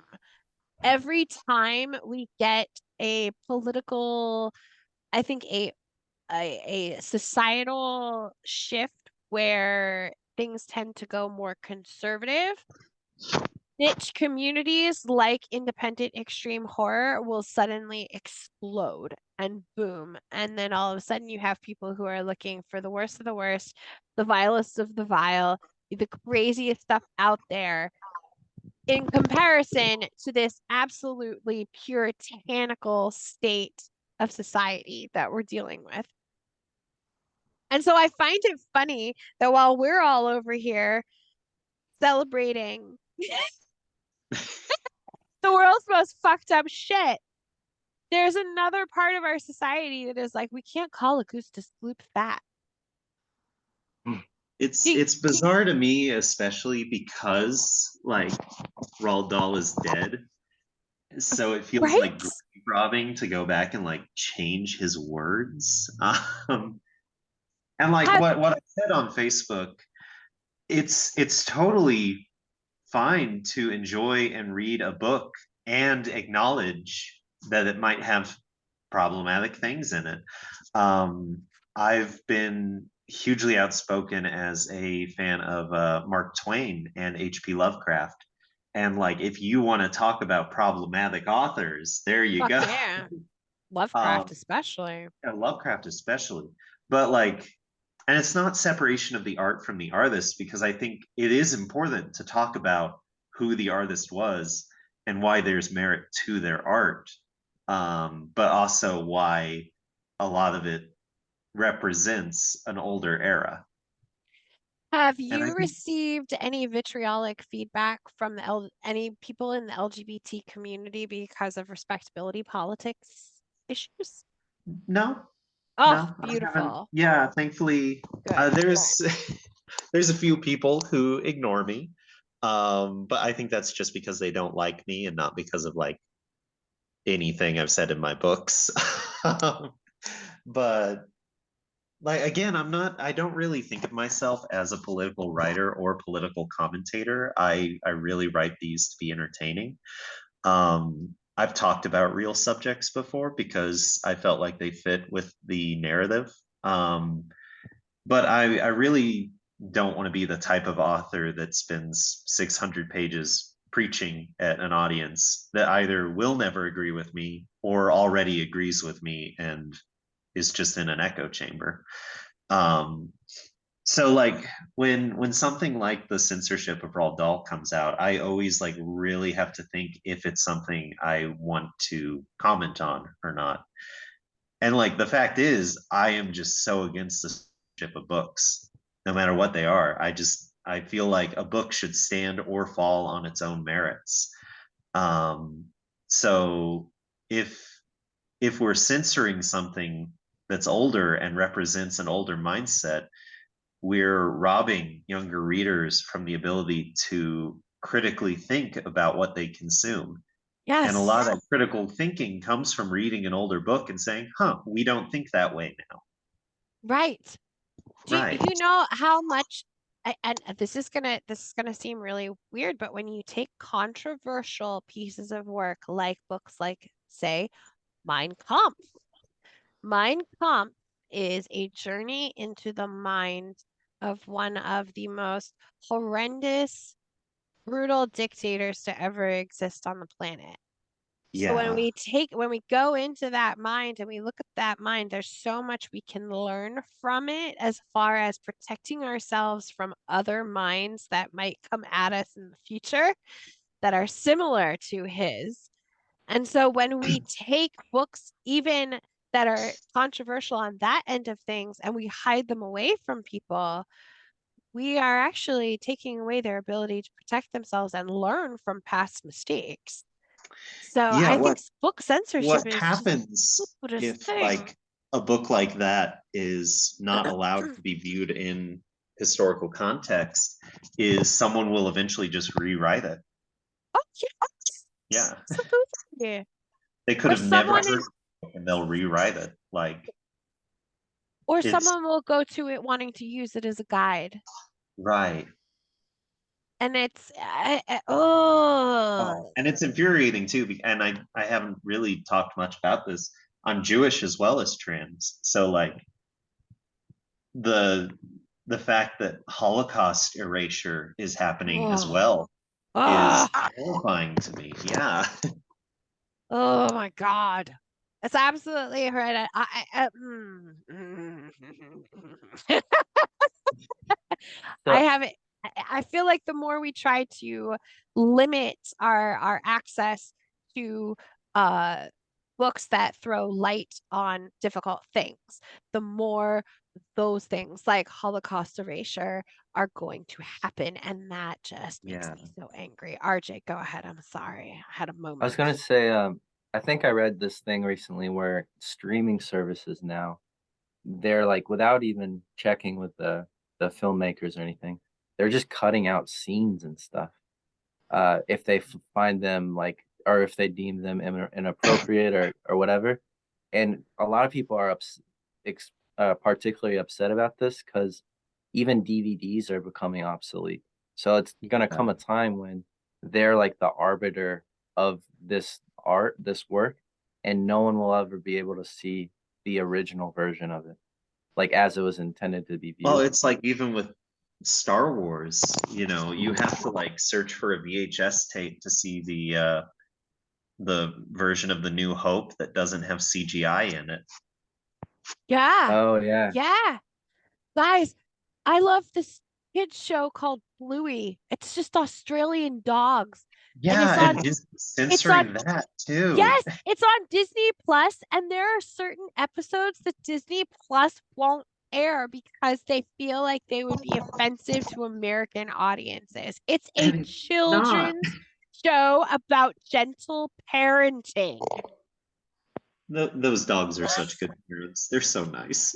They're way better parents than I am. I'll just put it They're out so there. wholesome. But just the fact that we're even censoring a show like Bluey, that's the most wholesome you can get. It's just this world has lost its mind. Yeah. Well, I think it's Says the extreme horror fans. well, it's gonna become, I think, if it continues, and I think everything swings, so it'll probably will swing back the other way. I Hopefully. hope so. I hope But so. isn't it like when the parent tries to keep like the child like in a bubble and then they have like no immune system kind of thing? Yeah. Yes. That's like all society will just be like they'll never see anything or hear anything that they don't And like, fully agree. Yeah. especially since I grew up in like a religious area, there was so much sheltering going on. And like these poor kids, when they go into college, it was a culture shock for them. Well, when Yeah. you think about it, like you started talking about how now these like streaming services are cutting scenes and picking and choosing what they're actually putting out there of a movie or television show. What modern Christianity is based on is just a conglomeration of clippings from the original texts of the Bible, and then they've been horribly edited to convey whatever message the Holy Roman Empire wanted conveyed at the time of its creation. So that is how broad of an effect I think selective curation can have. the Because the now look at the first world that time we're I living started in. to question Christianity was when I was in Uh, high school, and they assigned the Epic of Gilgamesh, and I realized that the flood and Noah's Ark was in that book as well. And I'm like, Mhm. this came out It, first. it's in all Yup. it's in all of them. Like they all have Yeah. that flood myth. And I was watching something recently. It's not really horror related, but that like they think that actually happened. Like Yeah.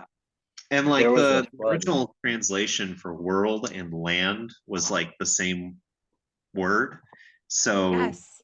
there was a flood in the Mesopotamia, and then it got reinterpreted through all of these different works. Isn't it Mhm. fascinating? It's a it Well, it they were it really saying, speaks yeah. to verbal storytelling. Yeah. Well, How even history yeah. is translated through storytelling. Amazing. Well, that is true because they were saying in this thing that they believe there was advanced civilization because we only say that it's like what 4,000 years. Yeah. Uh, so like something like 2,000, 3,000 BC, they say that's when like more advanced civilization started. But according to this documentary, they're finding like archaeological stuff that dates back like tens of 20,000 BC. So this flood supposedly like wiped history out too.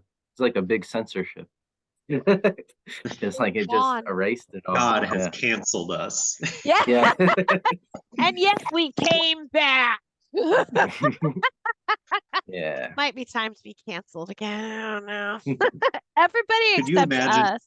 Could you imagine how insufferable it would be if God had a Twitter? Ooh.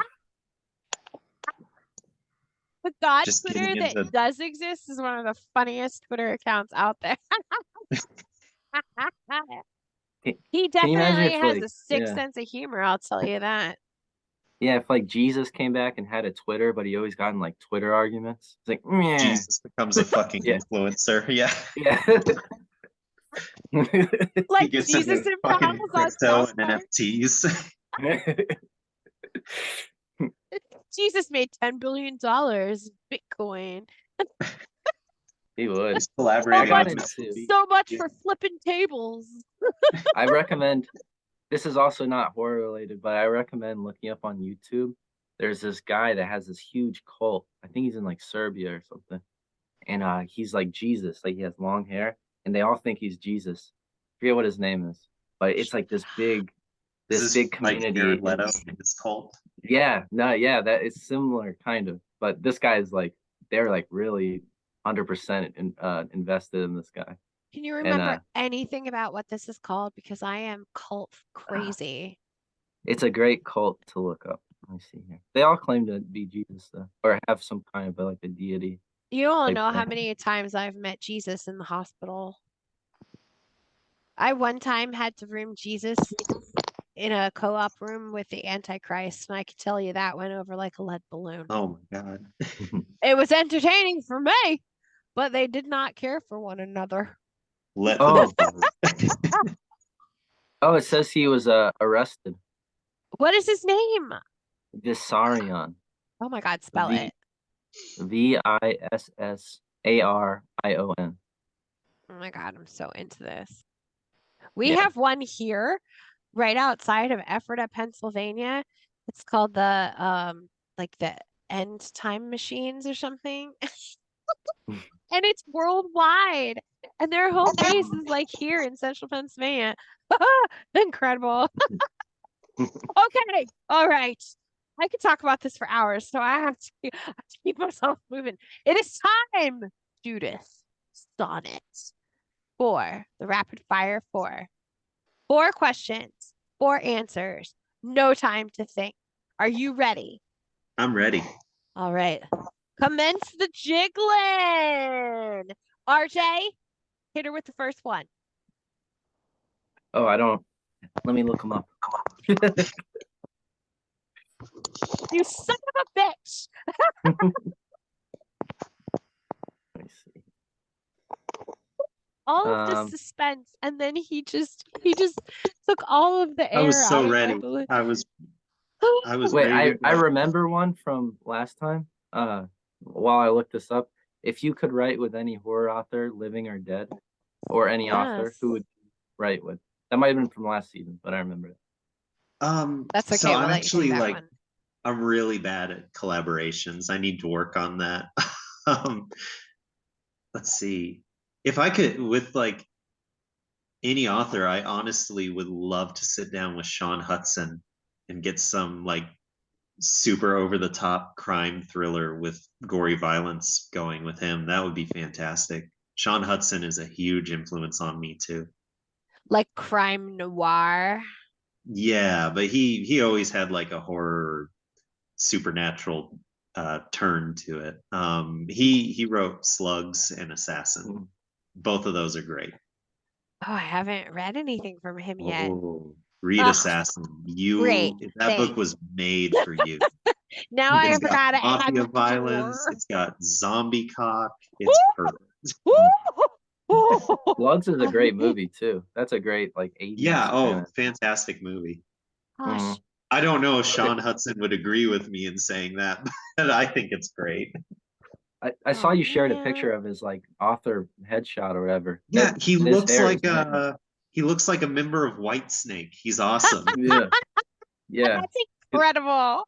He looks like yeah. It's like Hall had sex with Oates and made a stronger version. Right? He's Oh, got this fabulous. He's got this thick, like mane of curly hair, sunglasses, and like a leather Yeah. biker jacket. It's fantastic. Oh So my I God, found the yes. questions. Should I jump in now? Yes, go ahead. Okay. If someone were to write a memoir about you, what would it be called? Don't write a memoir about me. I think ironic titles are in right now, so something like that would be fun. You never should have written this damn book. Right. If Also, like my life just isn't that entertaining. Most of it is spent just sitting in front of a computer writing. So you get what you pay for with something like that. I'm boring, the Judith Sonnet story. I'm here for it. Judith. If I Chapter sat chapter you down, 20. There was an argument online and I ignored it. and I Nice. kept scrolling. It's like the hero's journey. Yeah, Right. it takes a true hero to do that shit nowadays. I try my best. Sometimes I fail. Sometimes I take the bait. Oh God, I think we all do. It's hard not to. All right, Judith. So I have children aged 7, 10, and 12 weeks.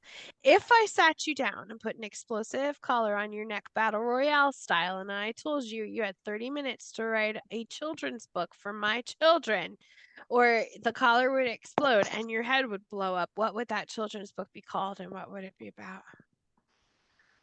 So I've actually had an idea for a children's series. Yes. I won't say much because I'm not sure if it's ever going to happen or not, but Goosebumps style haunted flea market.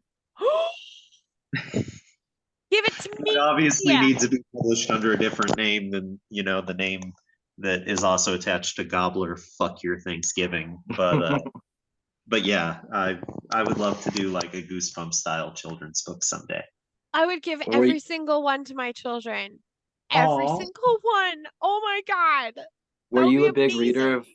R.L. Stein? Were you like? did you- Yes. So I would actually steal his books from the library when I was a kid, because I was worried that I'd get in trouble for wanting to read them.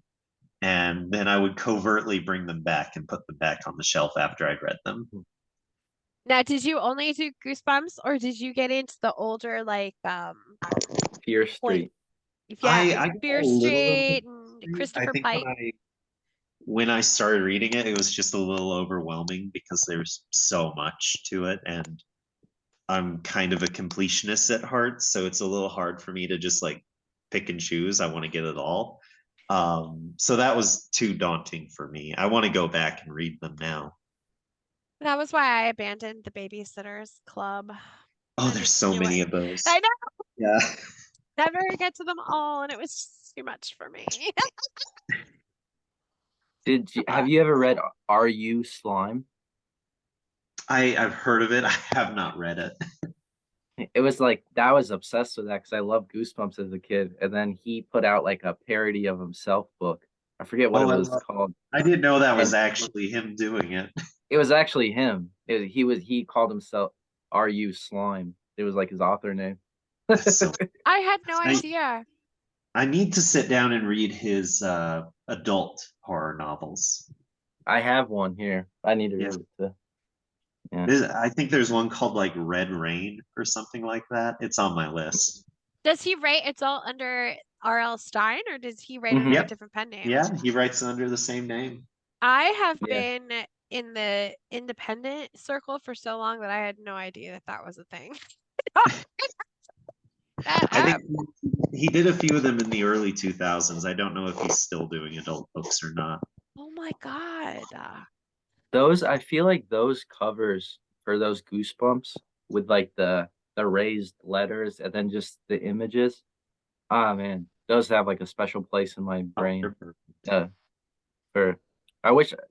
I feel like your covers kind of have a similar, almost real but odd aesthetic in a way. Yeah, I mean, Christie is just so good at mixing different media together to make these covers. I'm especially happy with Repugnant. Oh yeah, that's Yeah, a I good one. like that Those too. eyeballs. Yeah. That's awesome. I have your first printing of Repugnant with the other cover. Now I need to get Ooh. that one with the new Yeah. cover. Yeah, Speaking of that being was, a completionist. the very first book I'd self-published was the original version of Repugnant. I have And it.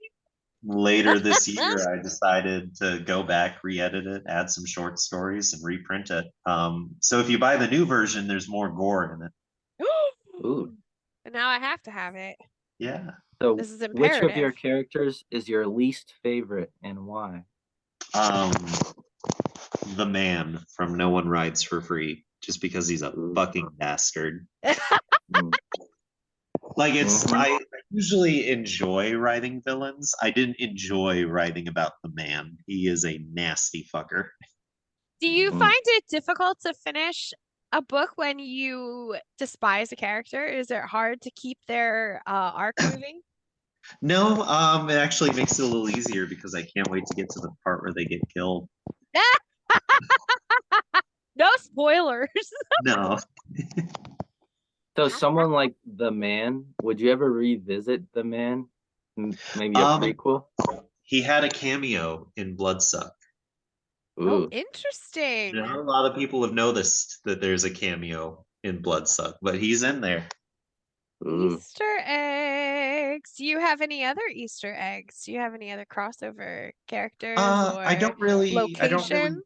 think my books are like in a shared universe or anything like that. Aside from the man showing up in Bloodsuck, they're really very separate worlds.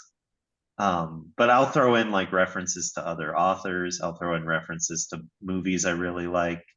Like I named a pub John Athens pub in the Yes. class, Yes. which I told him he directly inspired that book because I read his book Do Not Disturb, which was about the clown incidents in 2016. And I wanted to kind of flip that concept onto the other side of the coin with the clown hunt. So he gave his blessing for that, and I'm very happy. Do Not Disturb by John Athan is entirely fucked up. I adore that book. I love that it's as much an action book as it is a horror book. And I love action as much as I love horror. Is and people who are like, oh, Terrifier. I'm like, you need to read Do Not Disturb. Like, Yeah. if you like Art the Clown, you have no idea what you're getting into when you crack open this book because there is a band of 3 and they are the worst that That you will rubber ever come chicken across. scene, Jesus. Oh my God. Oh, everything about it is brutal and horrible and terrifying and tense. And I hate clowns. He's an I interesting guy One, I too. Doesn't haven't he live in like Japan? yeah, I think he still lives in Japan. He's not really active like social media wise. He really keeps to himself. Yeah. He's cool. I'm Yeah. an easy guy to talk to. I really have enjoyed every interaction I've had with John Athan, but I'd love to meet him in person someday. Well, if you do talk to him again, tell him the Mothers Mayhem would love to have him on their show if he Oh, even I'll knows tell who him. the fuck we are because we'd love I'm to get sure him he'd on love to here. come on. Yeah. He is something else, man. His real life horror is he gets to me like nobody else, especially the stuff he writes when it comes to kids. Oh, as a mom, he has broken my brain multiple times. All right, Judith, your final question of the rapid fire for the most important question of all. Nicolas Cage movies, Face Off or The Rock? Oh my God. I love both of those, but I have to go with Face Off. Ah! I think they're both fantastic, but Face Off has just a few key moments that will always like replay in my head whenever I'm having a bad day. Now you have to tell me why Face Off over The Rock.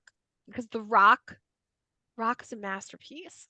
No, and I'm not arguing with you. I Sean think Connery, Judith, Sean Connery. the scene where Nicolas Cage blows Tony Todd out of a building with a rocket is fantastic. I think Face Off, I'm already very much a fan of John Woo and his style of action filmmaking, which is just that it always progressively has to get more nuts as it goes. And the fact that that movie begins the way most movies would end just sets the tone so well for me.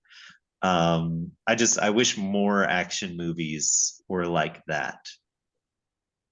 Do you Oh, go ahead. I was gonna say John Woo has the birds in this one too, the fluttering birds. Yeah, they show up at the funeral scene. This guy loves birds. He loves the flapping birds in the movie. Slow motion white doves. Yeah. You ever I got in a big argument with a friend about, does Nicolas Cage say I can eat a peach for hours, or my friend was saying I can eat a peach for days. And we got actually into an argument about that. And I who can't won? remember. I think I it's did. I want to say it's ours. I It's think that's ours. what it is. Yeah. When they're doing that little voice thing with He's like, I can eat a peach for hours. Yeah. Face. Oh. Was he says something like, "What would you do if I let you suck my tongue?" Oh yeah. I think that line alone is why Face Off is my favorite. The worst character in that movie is Pollux Troy, the brother.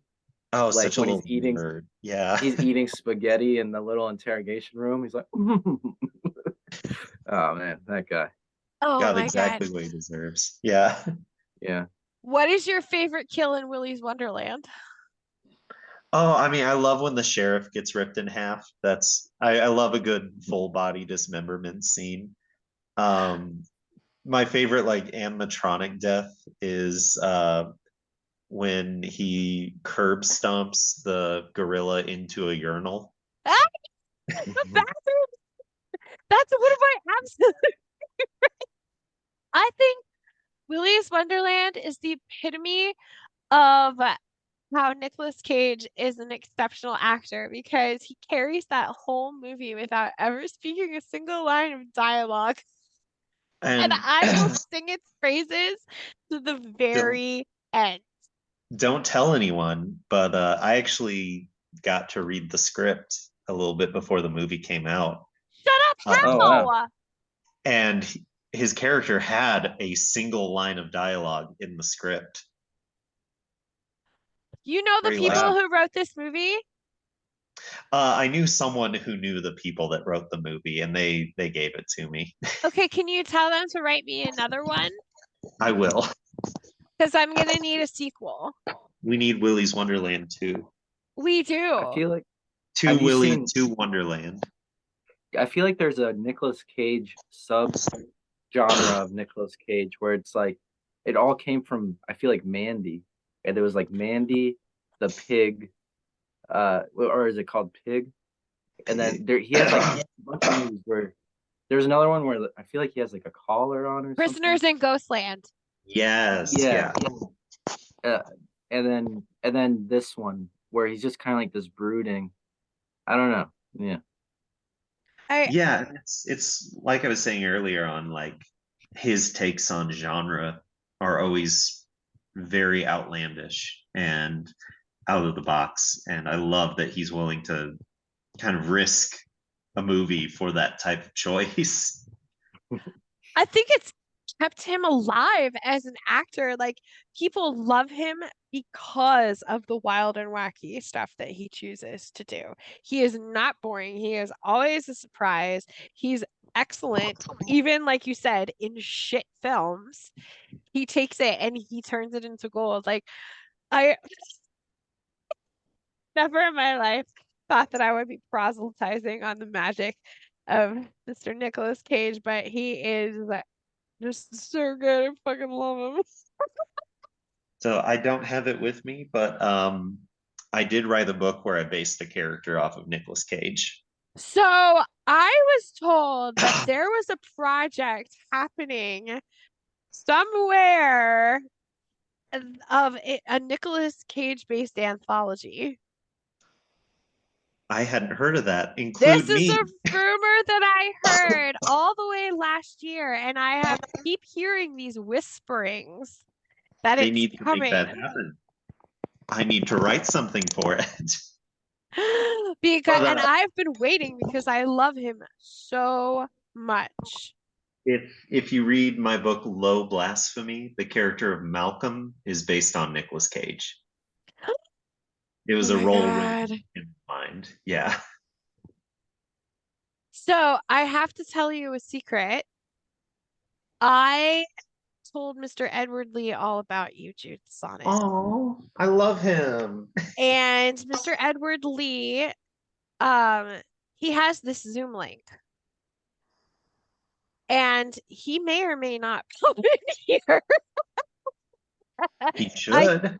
I just got an email from him, and he says that he has heard so much about you, not just from me, but from other authors within the community. And he would like to know which book of yours you would most like him to read because he is going to purchase it immediately? Well, first off, tell him that I love him. I really think, again, like Summer Never Ends is just my absolute favorite book that I've written. And I think that he should read it. So I will tell him that right now. yeah. Awesome. Well,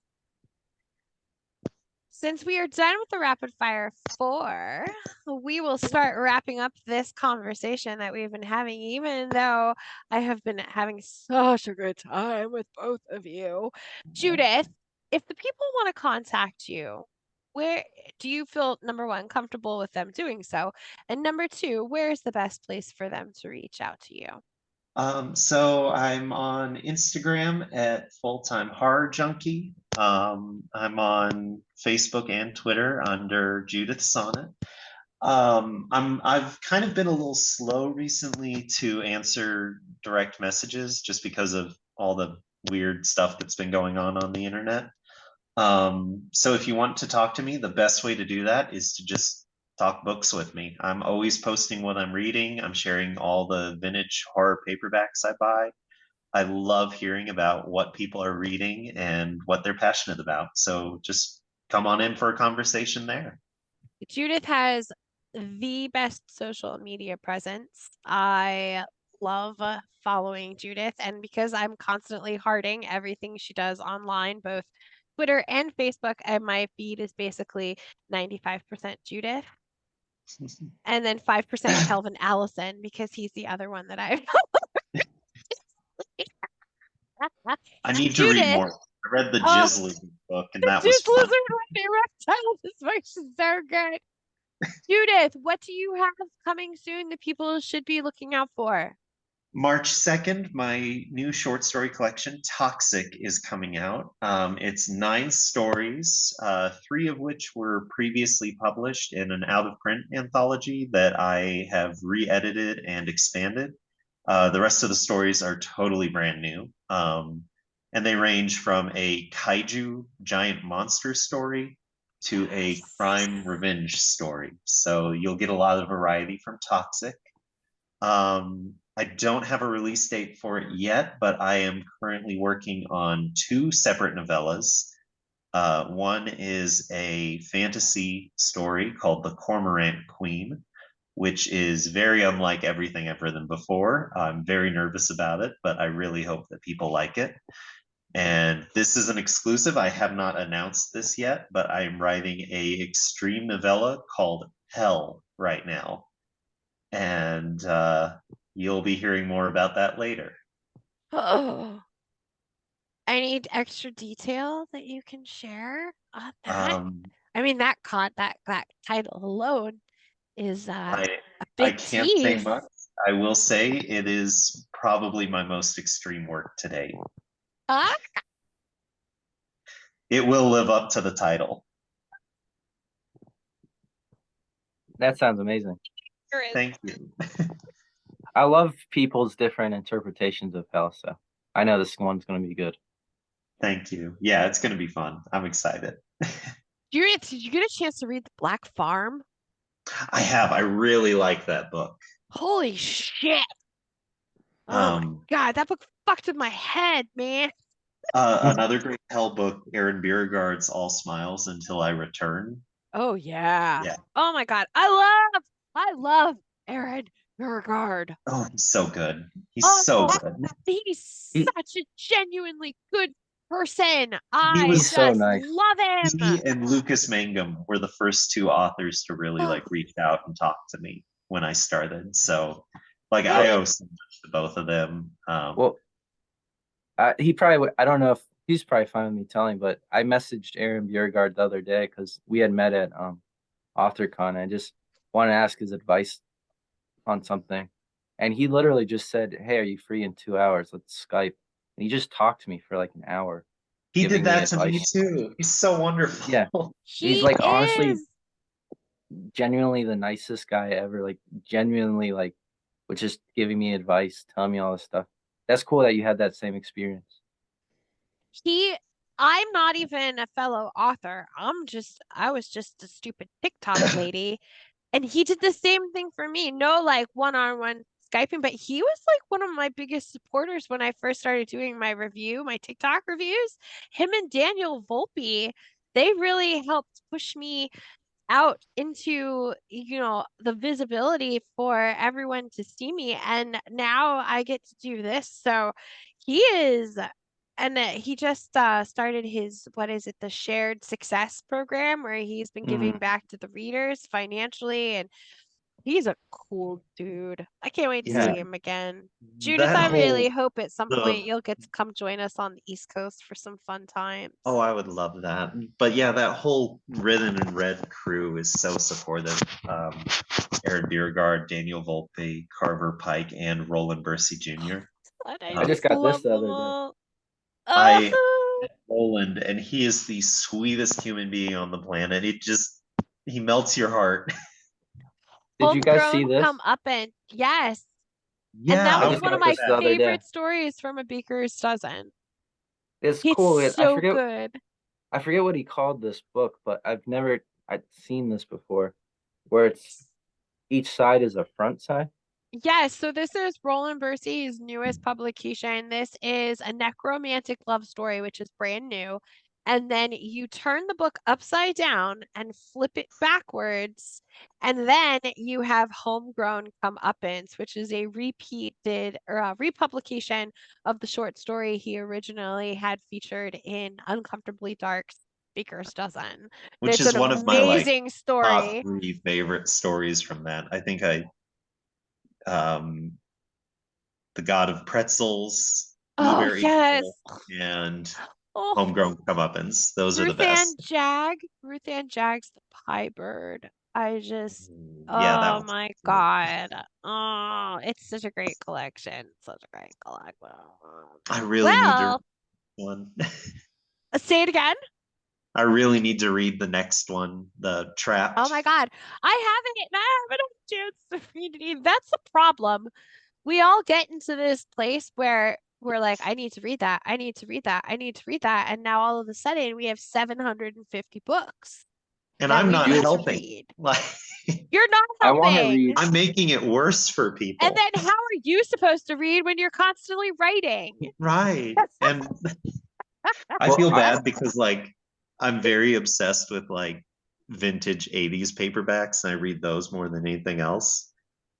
But then there's so much like cool stuff coming out on the indie scene. And I'm like, oh, I want to read that too. Oh I my want to read God. your gross out killing short story. It's called LOL Cow. Yes, it's in Yeah. something that is in something akin to revulsion. I And Is it strongly recommend reading that one out loud to people. is yes, that cow related? Like there's actual cow in there? No, so a No. lol cow is an internet term for like people that online communities will milk for laughs.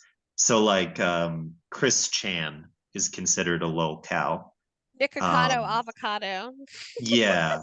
Wow. Because I was about to say that'd be interesting if you did have anything to do with cows. Because I did Hamster's Ball, and that was it would have been like 2 animal-based gross stories. Yeah. But No, it's an internet term. no. It'll say it has an animal in it though. If you're not watching There's a dog. the look of dejection on poor Spaghetti's face, he was like, oh. Hold on. Judith Sonnet, RJ Benetti. I would like to introduce you No way. to Mr. Edward Lee. Wow. Hi, Huh? Hello. can you Ed see me? Lee. Holy you see? shit. Wow. Who am I speaking? I can't read the names. Hi, I'm Judith. Oh, okay. Hi, I'm- how are you? With all I of look the like books. shit today, so it's just books for my screen. And then up here we have RJ Benetti, who is a Oh. gross out Gross Out contest winner. I don't know if you've had a chance to read his book, Hamster's Ball. No, unfortunately, but I guess I'm getting too old to read a lot, but You're a can't huge wait. influence on me. So I Well, would thank just you. Appreciate it. Appreciate I it know very much. I know that they did not expect this, and I've had my chance to talk to you. So I'm going to let RJ and Judith hit you with some questions if they have Okay. some for you, because this is a big surprise for them. I don't even know what to say. They're I guess they're speechless because I'm so boring. Yeah. Oh yeah, you're boring. I You're have, real I have a boring. question. Did you invent the word split tail? No, I did not. I wish I probably should lie and say that I did. Marian and Christina asked me similar things last time I did an interview with them. It was actually people from the South, guys from the South, who came up here. I was a security manager for a security company in Annapolis, and there were a bunch of these guys from the South who came up here to take these training classes to work at the Calvert Cliffs nuclear power plant. But when they weren't at class, they needed to make money, so they worked for our company part-time. And that's where I heard split tail and Dick Loogie and all those, Pecker snot and all Penny that. Mister. Rib melons. I think The rib list melons goes is my on. favorite. What's that? Rib melons? Rib I melons? think Oh, that's yeah. my favorite. Yeah. I forgot about that one. That one's brilliant. Yeah. Yeah, the world needs more rib melons. Chest fruit. I'm trying to Yes. get some chest fruit myself. I don't have it yet. She's working on it. I'm working on it one of these days. Now, Judith has cited you, Mr. Lee, as one of her biggest influences. Well, And that's very flattering. Thank you. Thank you. Yeah, I've always kind of said that like the three monuments that all splatter writers should be paying attention to are Edward Lee, Jack Ketchum, and Richard Lehman. As just like everything that those three have done have been monumental for all of the younger generation coming in. I grew up reading those books when I was in middle school through high school. Right. And like, I mean, I put redneck dialogue in my books because I grew up in Missouri and because I read yours. So All right. I haven't used split tail because I don't want to encroach on your territory. Oh, but no, feel free to use split tail. oh, you have the man's So- blessing. I've got a short story in a collection I'm coming out with in early March called The Cum House, The which Cum is House? an outhouse for rednecks to come in. So I might put tail in that. Well, that sounds fantastic. Yeah, I wish I a thought real sweet family story. It's very wholesome. I mean, is it finished? Yeah, that one's finished. I'd be happy to send it to you if you'd like. Oh, I'll take it. Perfect. I'll steal your email from Mariana later. Oh, Yes, sure. yes. Lee, if you're okay with me sharing your email with Judith, I course. definitely will. Anytime. Could I- Jamie, I know you were- what are you working on? So I wrote this book called The Slappening. And then I've been writing a lot for Godless. Oh, yeah. I'm not sure if you, Yeah, I and know. I got a Splatterpunk nomination, which is pretty mind blowing. For this year? Yeah, for a short story I wrote. Great. Congratulations. So I'm just doing short stories. My computer, like my main computer, actually just broke before this podcast, so Oh, shit. I might have lost some good stories about farts and stuff. But Well, I'll back up everything, yeah. But I know you were friends with Richard Lehman and Yes. Jack Ketchum. Right. Did you ever have a time when you wrote something and they read it and they're like, I don't know if you can do this? You know, no, they never. You know, that's what when I first started reading them in the early 80s, you know, they were my biggest influences because I would think, are they allowed to do this? But obviously they are because the books are on the damn shelf.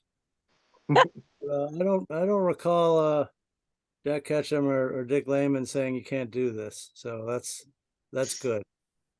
That's good. Were they hard to shock? Ever? Yeah, well, actually, there was one story that I wrote a story called it's not that great, but it's called Girls' Night Out. You know, it's a cliche. A guy picks up two girls, and two girls are fucked up. They're werewolves, and that, yeah, Dallas was shocked at that because it has a lot of dick surgery and uh, See, that just sounds like a typical night out to me. So cruel use of snakes. So yeah, Ooh, he was a little shocked by that. you got him. But those guys were what kindled me. They lit my fuse. And also a book by John Shirley called Sellers. That was in 1982, and it was like blew me away because it was like, can you really do this? I guess you can. So I'm going to start doing it. Well, I had that experience reading The Big Head maybe 2 years ago because I had been writing for a bit, but I never read extreme horror before. And I'm from Northern Virginia, so I kind of recognized some of the places you were mentioning, and it was just like an eye-opening experience that similar. Well, cool. Where are you from in Virginia? Like Arlington area. Oh yeah, yeah. I guess I Mhm. kind of shit on West Virginia and Southern Virginia a little bit. But No, it's perfect. they I got- deserved it. I got drunk You got many it times dead in- on. Mhm. I got Do you- drunk many times in Arlington. Yeah, it's a good place. Do you live there now? I moved to Pennsylvania about 2 months ago. Oh yeah. But yeah, I used to live like right next to Key Bridge. I don't know if you're Oh familiar yeah, I with that. know. Yeah, sure. I've seen it many And times. like an apartment kind of shoebox place. But yeah, Cool. yeah. Do But either I of know you remember what your first Ed Lee story was that you read? I hope I don't mispronounce it, but the Dripthilius. I fucked that one up last time Yeah. too. That was Syphilis. one of the first ones I ever read. Yeah. And that kind of sealed the deal and made me a lifelong fan. Well, thank you. That's a tough one to pronounce. Yeah. I tried my best. Well, I was telling them about this earlier. I just want to bring up Haunter of the Threshold is one of I Oh. consider one of the grossest books ever written and one of the Oh, best.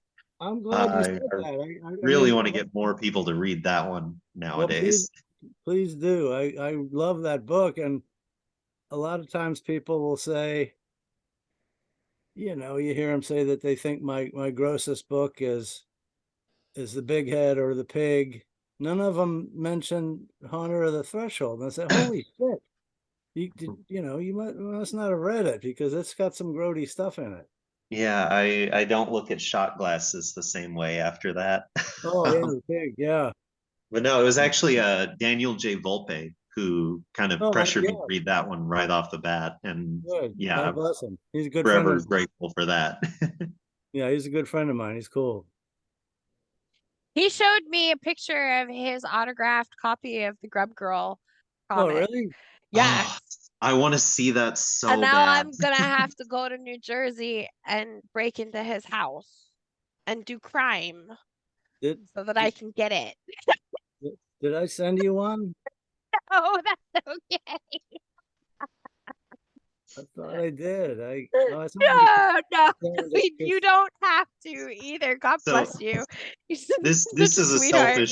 a selfish question on my part. Sure. Do you have copies of the Grub Girl? I have a couple. You know, I don't have much, and I don't I don't have any copies of the movie until Christina gave me a link recently to get a copy of the movie. Oh my goodness. But I haven't ordered it yet. But it's not a bad movie for a smutty fuck flick. Yeah. Do you imagine if The Big Head was a movie? Do you know who you would cast in The Big Head with the under the prosthetics? Would be like a Kane Hodder kind of thing. I don't know. Well, yeah, if we could get him, that'd be great. But something you probably don't know is that The Big Head was optioned by some movie guys, like 10 years ago. Wow. They shot 30 minutes of the movie and spent a good chunk of money, and they were going to use that for as a kind of a teaser to show potential financiers that here's what we've got so far. We need you to give us some money for the rest. And Wow. they showed it to a lot of people, and nobody gave them any more money. But Does that exist still out there? There's a trailer for it on YouTube. I've probably watched that trailer like 50 or 30 times in a row. Oh, really? Well, Yeah. It did the production value, from what I could see, was pretty good, and I got to meet all the actors because I went there in I think 2009, and they had a screening of the Big Head trailer, or not the Big Head trailer, but the whole 30 minutes that they'd shot, and it was 2 full houses, so that was cool, and it looked great. I just wish they would get the money for the rest. That's too bad. Yeah. That's How did the Big Head look? wild.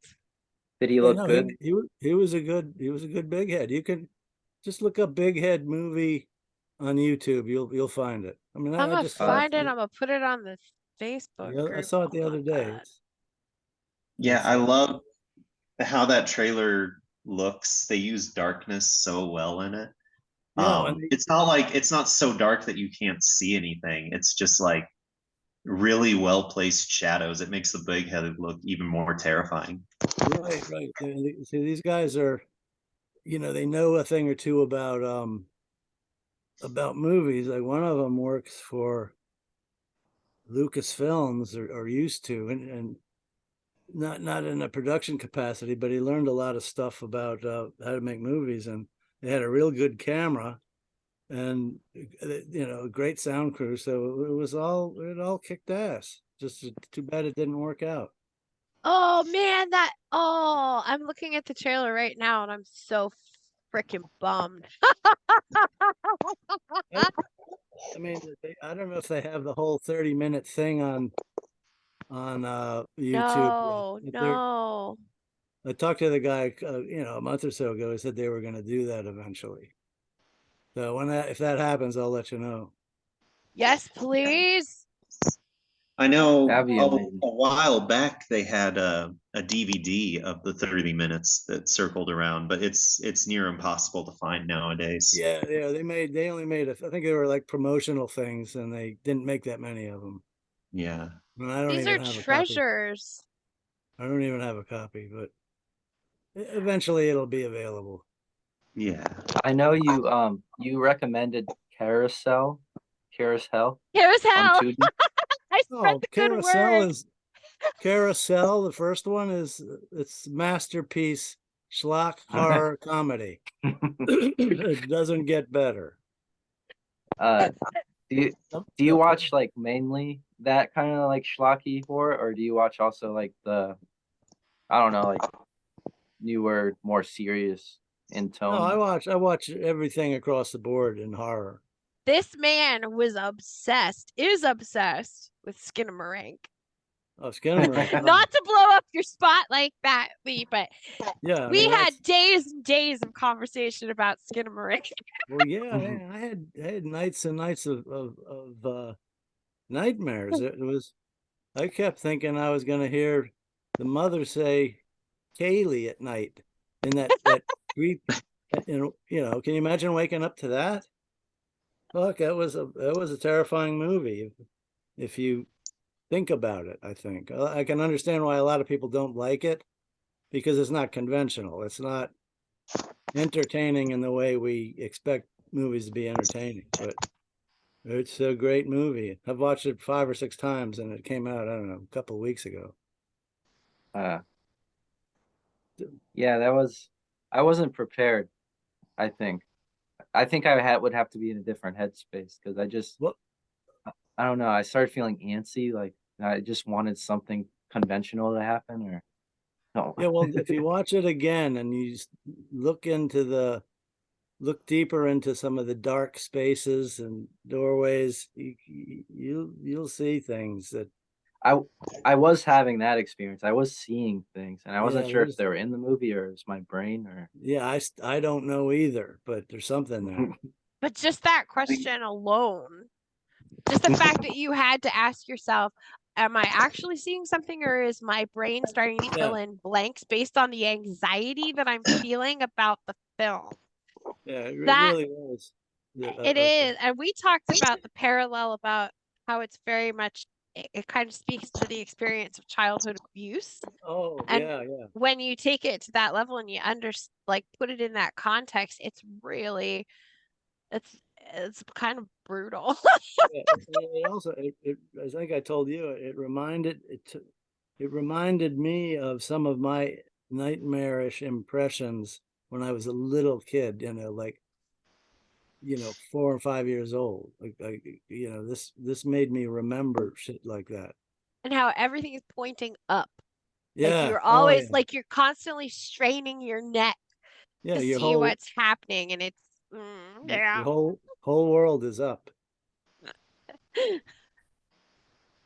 then there's Carousel, where a Carousel lady, The best where a movie ever lady, made. where a lady fucks a sentient devil unicorn. Yeah, the Carousel horse. horse. You can't beat that. No, I Have don't you want to seen? trash the And then there's What? Lamageddon, which I watched. Armageddon. Yeah, that was great. Have you seen? Killer Pinata is not bad. Ooh. Have you And I seen think they're. Thanksgiving? The Thanksgiving movies? Oh, I saw that. Yeah, yeah. Mm-hmm. I've seen all that stuff. Recently I saw. Here's a movie you gotta see it. It's called. It's called. Can't even say it. It's called Amityville Karen. Oh, I've heard of that. Yeah, it's on Tubi for free, so you gotta watch it. So The here's my Amityville counter Karen. offer on that. Lee, have you seen Amityville Vibrator yet? I own Amityville Vibrator. Good, me too. I had they were numbered. Did you get a numbered one? I Like did. I think we got the same release. Yeah. I forgot what my number was. I have it here someplace. That's great. I mean, not great, but it's worth having. I mean, it lives up to the name. So Yeah, maybe great isn't quite the word, but you get what I'm saying. any movie that ends with a guy jacking off on a decapitated Jesus head is just perfect for me. Yep. Well, one thing I'm working on now is it's a novella called Amityville Bukkake. Fuck yes. Oh my God. Now that's a pretty good title, right? Yeah. But I got to My make sure. brain has had so many images explode inside of it that I don't even know what direction to go in. No, it's gonna be pretty cool. I guarantee you. I'm really Have you excited seen? about that. Have you seen a movie called The Golden Glove? No. So I don't think a lot of people have heard of it in terms of like extreme horror movies, and I keep recommending it to people because I think it just kind of flew under the radar. But it's one of the most grotesque. Is that It's the a German? grotesque movie. Yeah, it's German. It's one of the grossest things I've ever seen, I think, on film. What Is it year? streaming? It was on Shudder for a bit. I think it came out in the 2000 teens sometime. Okay. And it's based off of a real life serial killer named Fritz Honka. I want to say his name. And he was like really kind of like grotesque looking, Yeah. alcoholic, like just like drink a lot. That's it. Wait, yeah, I think that's it. And has necrophilia, bodily dismemberment, has it all. But I'd recommend that one. But Golden Glove. I haven't heard of it. I saw the one. yeah, You know, the what necromantic movies, which mhm, were pretty cool, and yeah. I there's got one those called on DVD. the one called Shram, I think, by the same director, Oh yeah, I got that one too. was cool. They're all Did you good. like the last Halloween movie? I didn't see it. Oh, okay. I I didn't. actually enjoyed that one. It Halloween Ends. Halloween Ends. I liked it too. Here's the deal. It feels like if Richard Lehman wrote a Halloween movie. Like it's got multiple like churning plots. It's got horny, greasy teens. Okay, It I'll like have to builds watch it. up to violence in a really fun way. It definitely, I see why people didn't like it because it doesn't feel like a Halloween movie. But as like a fan of 80s paperbacks and those types of stories, it really Right. appealed. Yeah, I didn't. I mean, I just didn't watch it because I've seen enough Halloween movies, Yeah. and You might you know, enjoy this one just because it's so different from the others. well, I'll But check it out. I see. I didn't think it was that. I didn't expect that. The reason I didn't watch it because maybe it was going to be a dud, the same yeah. old thing. But I'll check it out now. I really liked Halloween Kills. Yeah, that movie is just gore from beginning. Really liked Yeah. Halloween Kills. Yeah, see, I didn't see that one either. Oh, you gotta see that one. You gotta watch think- that one before you watch yeah. Halloween Ends. The 2018 Halloween is fine, but like it really follows the formula like to a T. It Right. doesn't step out of line. Halloween Kills is just pure. It's as close to Splatterpunk as like a big studio movie will get. Oh, And wow. then Halloween Ends goes a different direction. I was pleasantly surprised by those two. I loved Halloween Kills. I'll have to check them out now because Have you seen the you've Hatchet? enlightened me. What's that? Have you ever seen the Hatchet movies? Yeah, several of them. Yeah. Do you feel like Victor Crowley is like a cousin to the Big Head? It kind of is, yeah. He he's a great killer. Now I'll remind you that the Big Head was written long before that movie came out. But yeah, I love those movies. Like what Mhm. was it the first one that had? It was also funny as shit that had Mhm.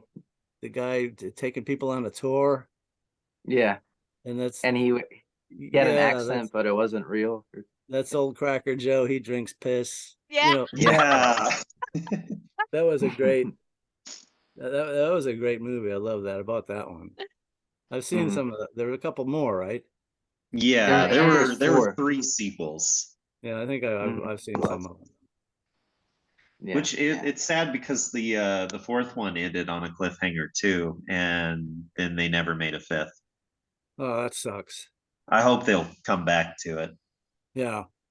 because you know how all those Hatchet movies they end at the point where the next movie picks up right where the last one ended. Yeah. But yeah, they never did anything else with it after that.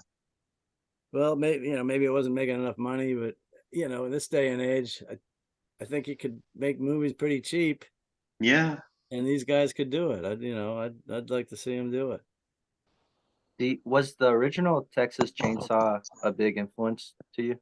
Oh, it was huge. I saw that. This is how old I am. I saw that in the theaters in 1974. And Wow. yeah, that gave me nightmares. And to this day, if people ask me what's the scariest movie you've seen, I say either that or The Exorcist. what are some of your favorite like non-horror books or authors that have really inspired your style? No, my style, I know. I like, I was an English major in college, so I dug all the great American literature. My favorite novel is probably The Sound and the Fury by Faulkner. but I don't know what if any author has influenced my style, it's been it's kind of a monkey wrench style because it's changed so many times over the years, but it's the British writer M.R. James. He has infected my brain, and I find myself writing, trying to sound like him, or trying not to sound like him, but failing. So, I think that's how I feel about your influence on me. oh, really? Trying to like doing a book like Zombie Vomit Shit Show, which is very like What a great title. Southern redneck type story. And I'm like, oh, don't write like Lee. Don't write like Lee.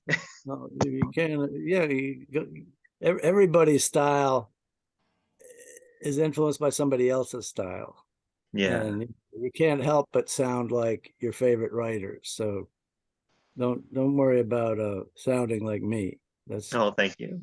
that's cool. That'll I wrote- make it easier. It makes my style live forever. So that's cool with me.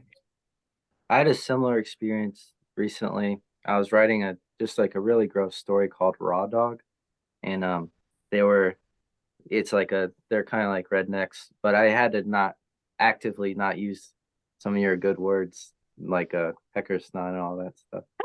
So, Pecker snot's not mine. That's been around for decades. I mean, I remember that from when I was a little kid. You can use pecker snot.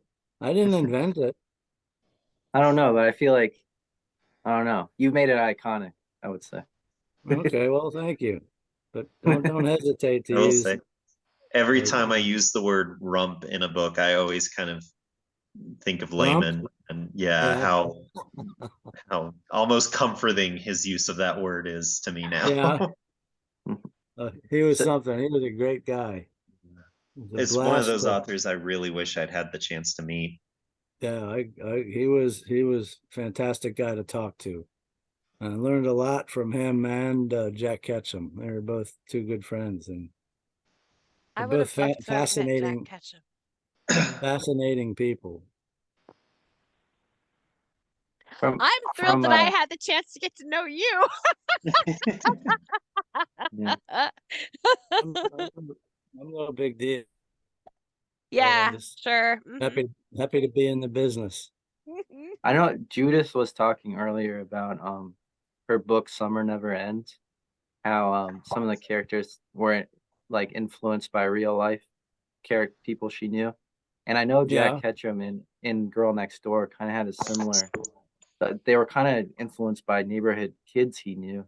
Do you ever do that in your Well, no, books? that was the Jack Ketchum's Girl Next Door was based on a real story near where he lived. Mhm. And Sylvia in fact, Likens. a lot of his books were based on real crimes.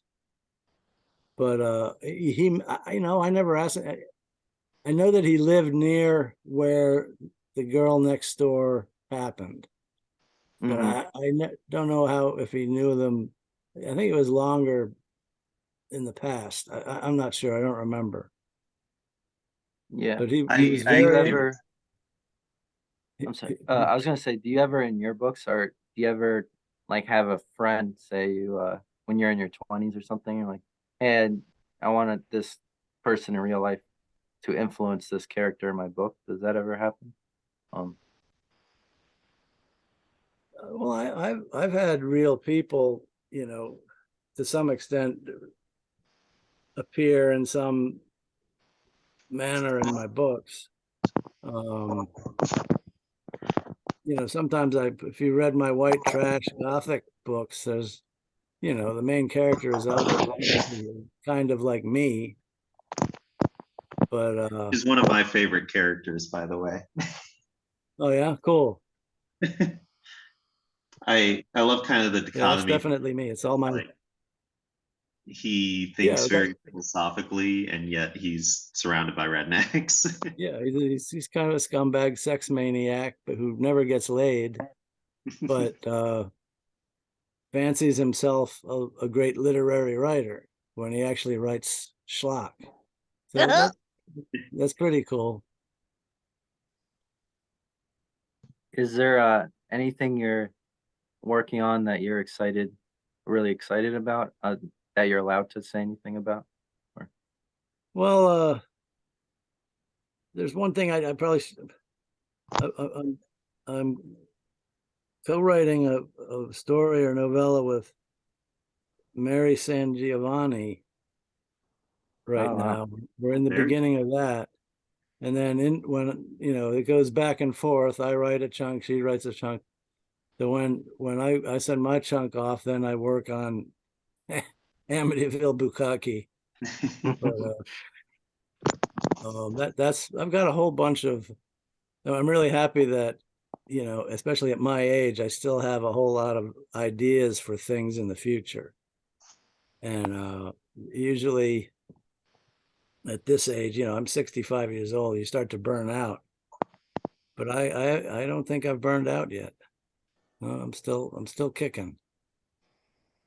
I just want to note No, as you well. I love what Evil Cookie has been doing of like Oh allowing you to like revisit older books and add to yeah, them.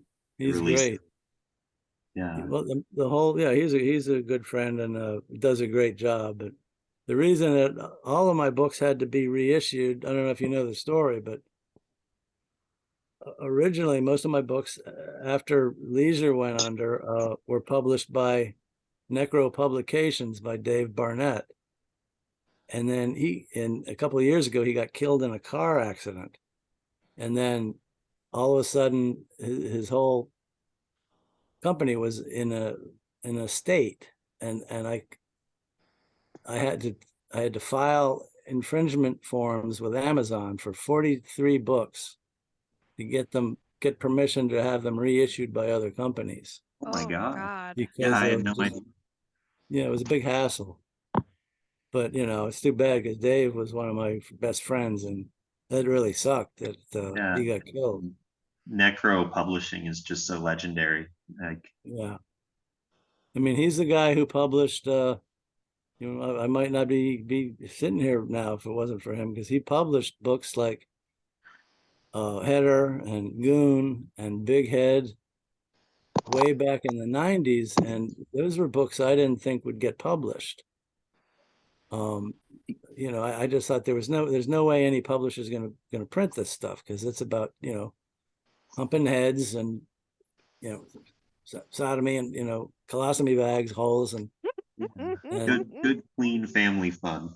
Yes, wholesome. Like Mr. Something Rogers for, stuff. something So to when read. Yeah.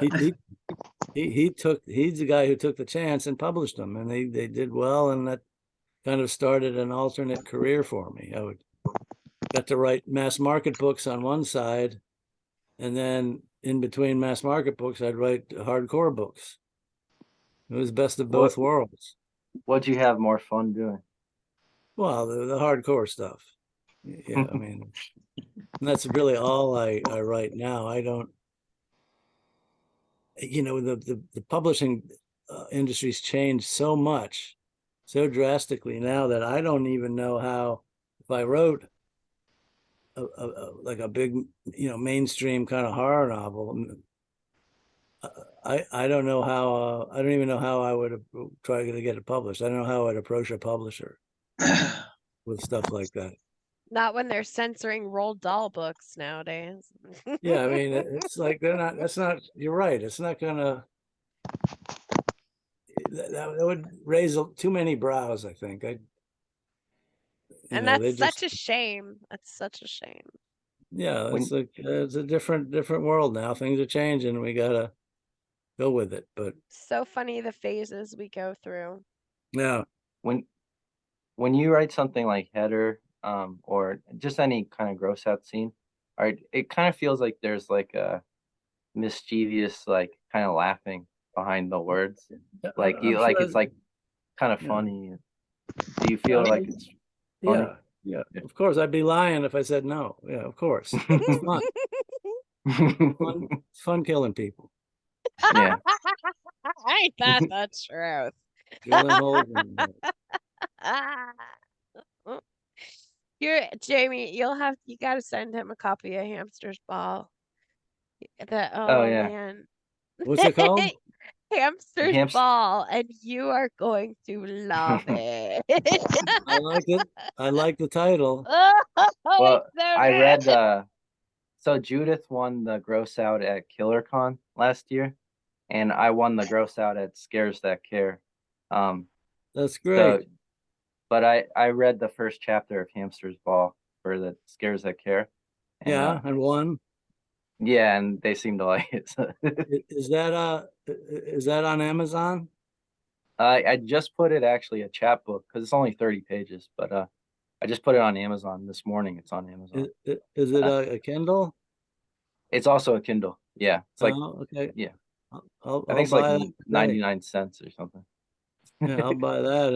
And Judith, if you could tell me a book that you would like me to read, let me know the name. Yeah. So it's, and I've mentioned it a few times during the interview with these two. My favorite book that I've written is Summer Never Ends. Yeah.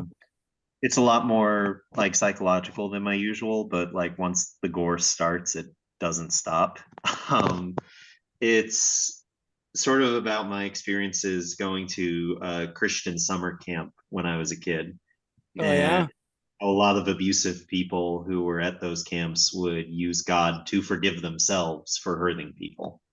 Oh, So really? the plot is like this boy is forced to go to summer camp, and these two counselors are abusing children there and killing them with a sledgehammer. Wow. So it's a bit more serious than my usual stuff, but I'm very, very proud and happy with it. I think you would Yeah. enjoy it. I'll pick that one. It's on Kindle. It is, yeah. It's on Kindle Unlimited as well. Okay, I'll pick up both of those books today. I'll Judith has look another forward to it. great one called The Clown Thank you. Hunt. That Ooh, is Clown Hunt? fantastic. The Clown Hunt. there we go. Yeah. And actually, Wrath James White just gave her a big old shout out on Facebook today for The Clown Hunt. Oh, yeah. Oh, Great. yeah. So once you Yes, read Summer Never Ends, you got to read The Clown Hunt because it's what? Yeah, the Clown Hunt is more action packed and over the top. It's really So fun. good. But what about there's one about holiday stories? Oh yeah, Yes. so this Feathered Festivities is actually a collection of Santasploitation, Kill Your Pumpkins, and Gobbler Fuck Your Thanksgiving, which are all holiday themed horror short novels. Oh, so they're all in the one book, or are they separate? Yeah, I put them all in the one book because I know some Okay. people like to have little collections like that. That sounds right up my alley. Thank you. I Yeah, like it's like Santa holiday Claus stuff. rape and revenge story. The Gobbler is Thanksgiving themed home invasion. And Kill Your Pumpkins is kind of more just spooky fun. All the characters in that are named after current indie authors. Oh, So yeah? Aaron Biergard shows up, Lucas Mangum is in there, Brian Barry, all sorts of lovely people. And I did have their permission to use their names beforehand. Cool. Yeah, I'll They check it were out. 100% in on the joke on that. I And if like you love holiday horror, RJ also has one called Santa Muerte Claus. Oh yeah, this What's one's that? pretty. It's called Santa Santa Muerte. Muerte Claus. I just have this cover, but yeah, this one's pretty fun. Santa Claus. I Santa. can't. Santa. Oh, Muerta. Okay. Yep, Santa Yeah. Muerte Claus. All right. The I holiday just, spirit. Both of these two. Oh yeah, they know how to do Christmas. There's a good scene in Santa Muerte Claus with some gravy and a butthole, so it's a good Yeah, stuff. All gravy right. and buttholes. You're gonna love it. That says it all. That's gross and yeah. It's gross and Nina. Well, my friends, I am so sorry. I can hear my little one just wailing her heart out downstairs. I am gonna have to go. But Lee, thank you so much for popping in. This was absolutely wonderful. Well, And if thank you you. don't mind, this conversation's gonna go to air if I have your blessing. Oh yeah, sure. And Jamie and Judith are very, very great to meet you. Life is a joke, and death is the punchline. Oh, la la la la la.